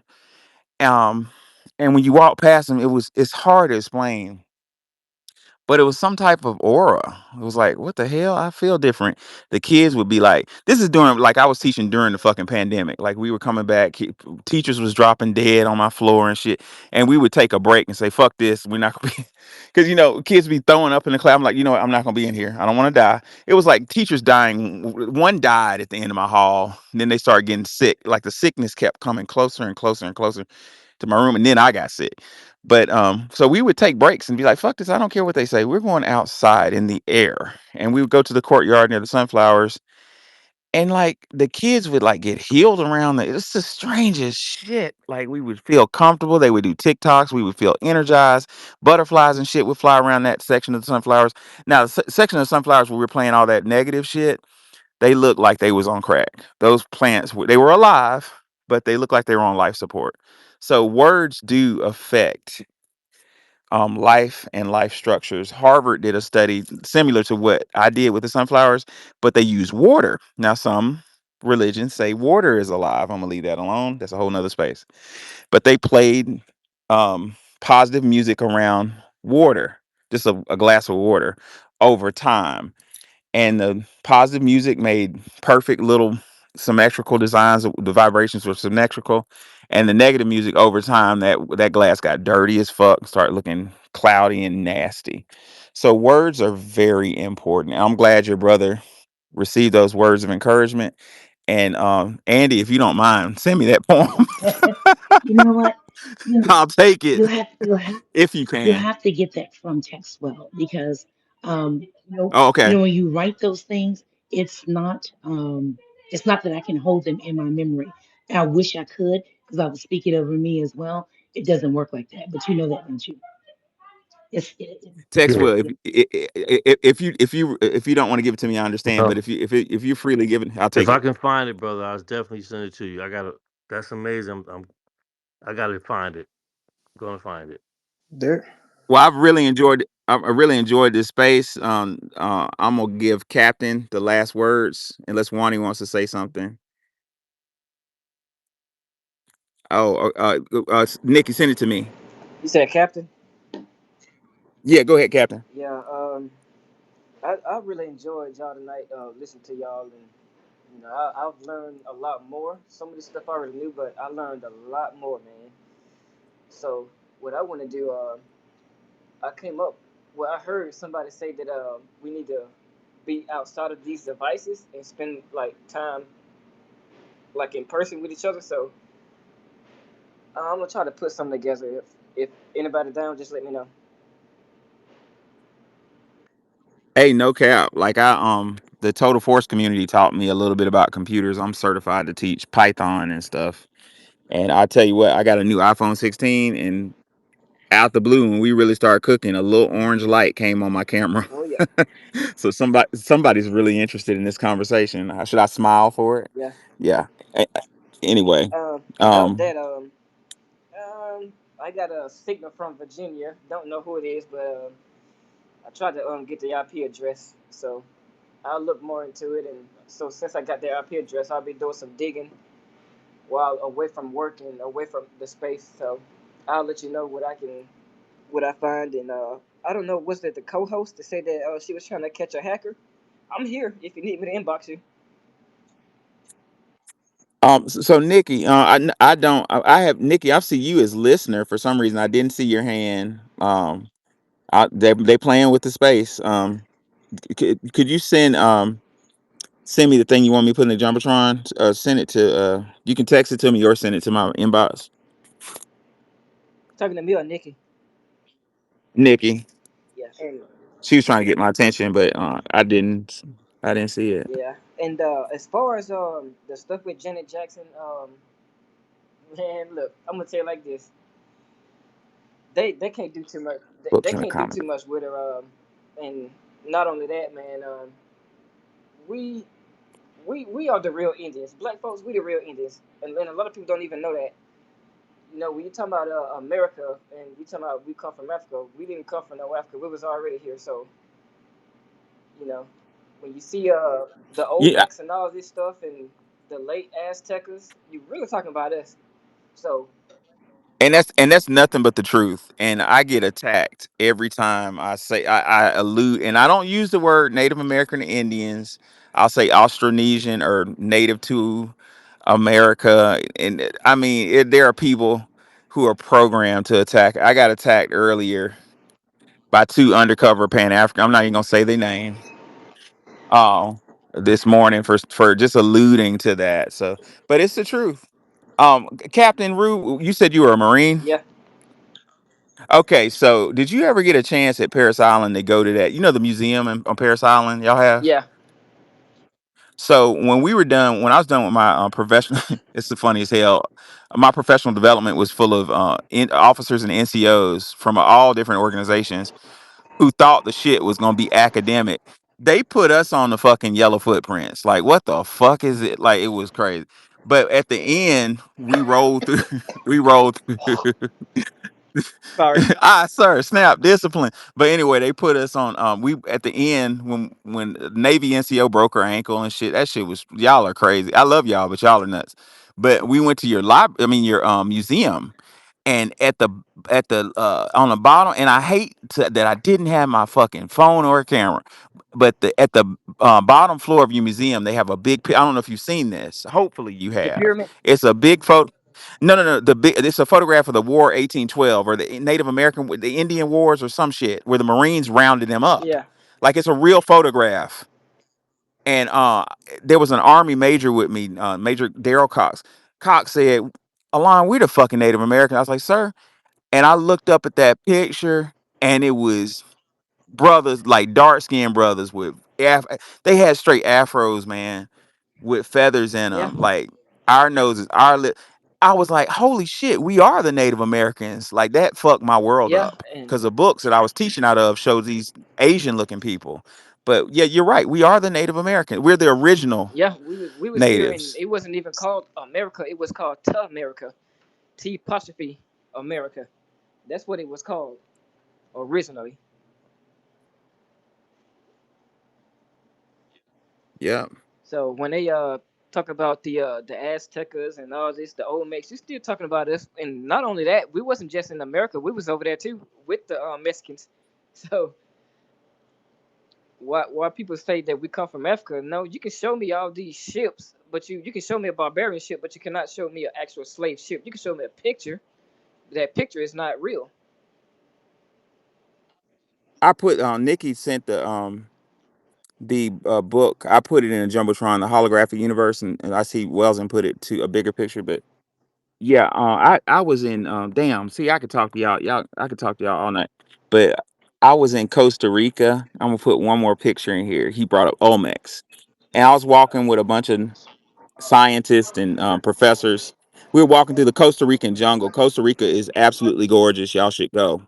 But we walked right past a rock, and I was like, "What?" I was like, "Is it me?" Was like, no, I mean, it's just a rock. The cognitive dissonance with these so-called scholars is just outrageous. I'm gonna put it in a jumbotron so you can see what Captain was saying, that the Olmecs were black. Like it's just clear as day. Look at these lips, look at his nose. Like, come on, get the fuck out of here. But the people I were with all their PhDs and certificates and whatnot didn't see it. They were like, man, and one of them said it's just a rock, and the other one said it's fake. I'm in the middle of the fucking rainforest. Like, look at this, y'all. Yeah, and why explain to me why you finding pyramids up in Detroit and down in Nevada? You found this. They finding the Sphinx and all this stuff being uncovered in Nevada, and that's why certain parts of Nevada they got it closed off because they know it's down there. They know we've been here. They know who he is. That's brother. I'm gonna enjoy collaborating with you because that's been my argument. I get in trouble for that. Our brother Billy Carson proved that. Shit, I used to work. I don't even have time to tell you. I worked at Smithsonian. I know a little bit about that. But Billy Carson, what he's saying is parts of the uh Grand Canyon are restricted, off limits. Why in the fuck would the Grand Canyon be off limits? Well, Billy Carson got clever and said, "I'm a millionaire, so I'm just gonna get a private helicopter and fly to that motherfucker." So Billy Carson and his entourage just flew in a helicopter to a little area and off past the off limits, like do not cross. barrier and said do do do do do and start walking through the Grand Canyon. And Billy Carson said out of nowhere, like a couple of military age guys in black body armor with no name tags, with M4s showed up and were like, "You can't be here." And he's like, "Who are you and where'd you come from? That's none of your concern. You just can't be here." Why?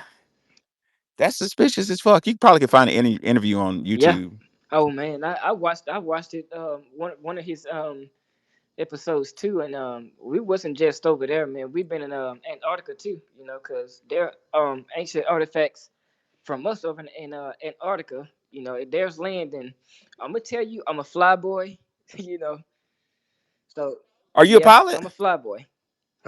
Dude, man, I'm a drone pilot. You're an officer? Yeah, Oh, wow. Okay, so you're O3? yeah, O 03. Are you Okay, single? yeah, I made Are you O3. single? Oh, Lord, here we go. And What did you fly? What did you fly? You fly heavies or choppers? I What? fly heavy. Oh, wow, that's badass. What the C-130? No, the what's the A10? Oh, hell yeah. Go for good for you. Good for Yeah, you. and we was flying, and we ended up going somewhere we wasn't supposed to be. I'm gonna say it like that. Oh, don't say that on this recording space. Don't do But that. Don't yeah, do that. you pretty much know it was. Yeah, it's a lot of snow, but certain parts was not snow. But you can pretty much guess where I'm Yeah, heading at. yeah. Captain, I'd leave that one alone. I got you. I've heard rumors. Yeah, I'd leave that alone. and they actually got bases. That's a private Yeah, conversation. yeah, I'm gonna have to get with you on that one Yeah, now. But yeah. I've seen a lot of shit, man. That you know we had to sign the paper, bro. But man, I don't give a damn about the piece of paper, man. If it's something that the public needs to know, I'm gonna let them know. If it's cost my life, it just cost my life. Tread lightly, my No, no, friend. no. Don't say that out loud. I know. It won't be my first rodeo. They missed me 2 or 3 times already, so miss me. I think it's been I think it's been one attempt on mine as well. Yeah. But anyway, I really enjoyed y'all. We're gonna do this again. I got a lecture tomorrow morning. And I'm gonna try to get a little sleep. I really enjoyed y'all. Let's look for the space, same time, same place, maybe a little earlier tomorrow, but I'll let y'all know.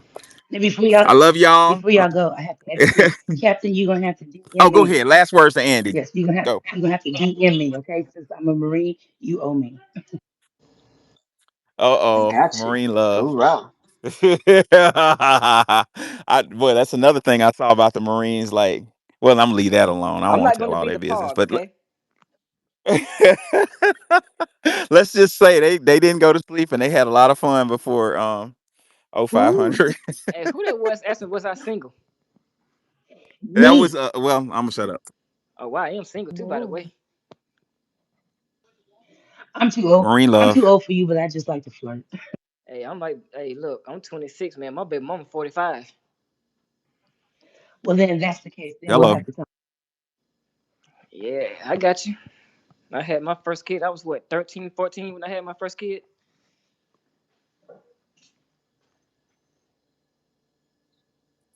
We need to Bow have a chicka space on bow bow. yeah, let me leave this alone. Andy, you wanted last words? Yes, this is serious. I would like for us to consider that we are the always people. It's something that I'm wrestling with to understand. I refer to us now as the noun people, as you know. I refer to us as the indigenous people, but I also like to slide at that in. We are the always people. And I also want to arm my people with the powerful word of no.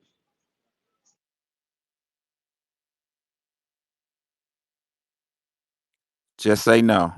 On that note, oh, okay. Captain has something to say. Come on, come on, Captain. Oh yeah. In other words, I'm willing to fly a lot of people out or whatnot if y'all interested in getting together outside this public space right here, or well, it ain't even a public space, man. None ain't none public no more. I mean, private ain't none private. No, I don't know what No, it is no, anymore. nope. Yeah. After that, that shit happened when I was in law school. It was the what did Bush pass? The thing, what do you call it? It's called a DEPA, but what's the common name for it? The Patriot Act. Yeah. Yeah, the motto for, they changed it, but the motto for the NSA used to be, is you have an eagle with red eyes and it said all, capital ALL, all your data, all of All it. of it, man. Anyway, all of it. All right, guys, I'll see y'all later tomorrow, same time, same place. Um, this Professor A signing out.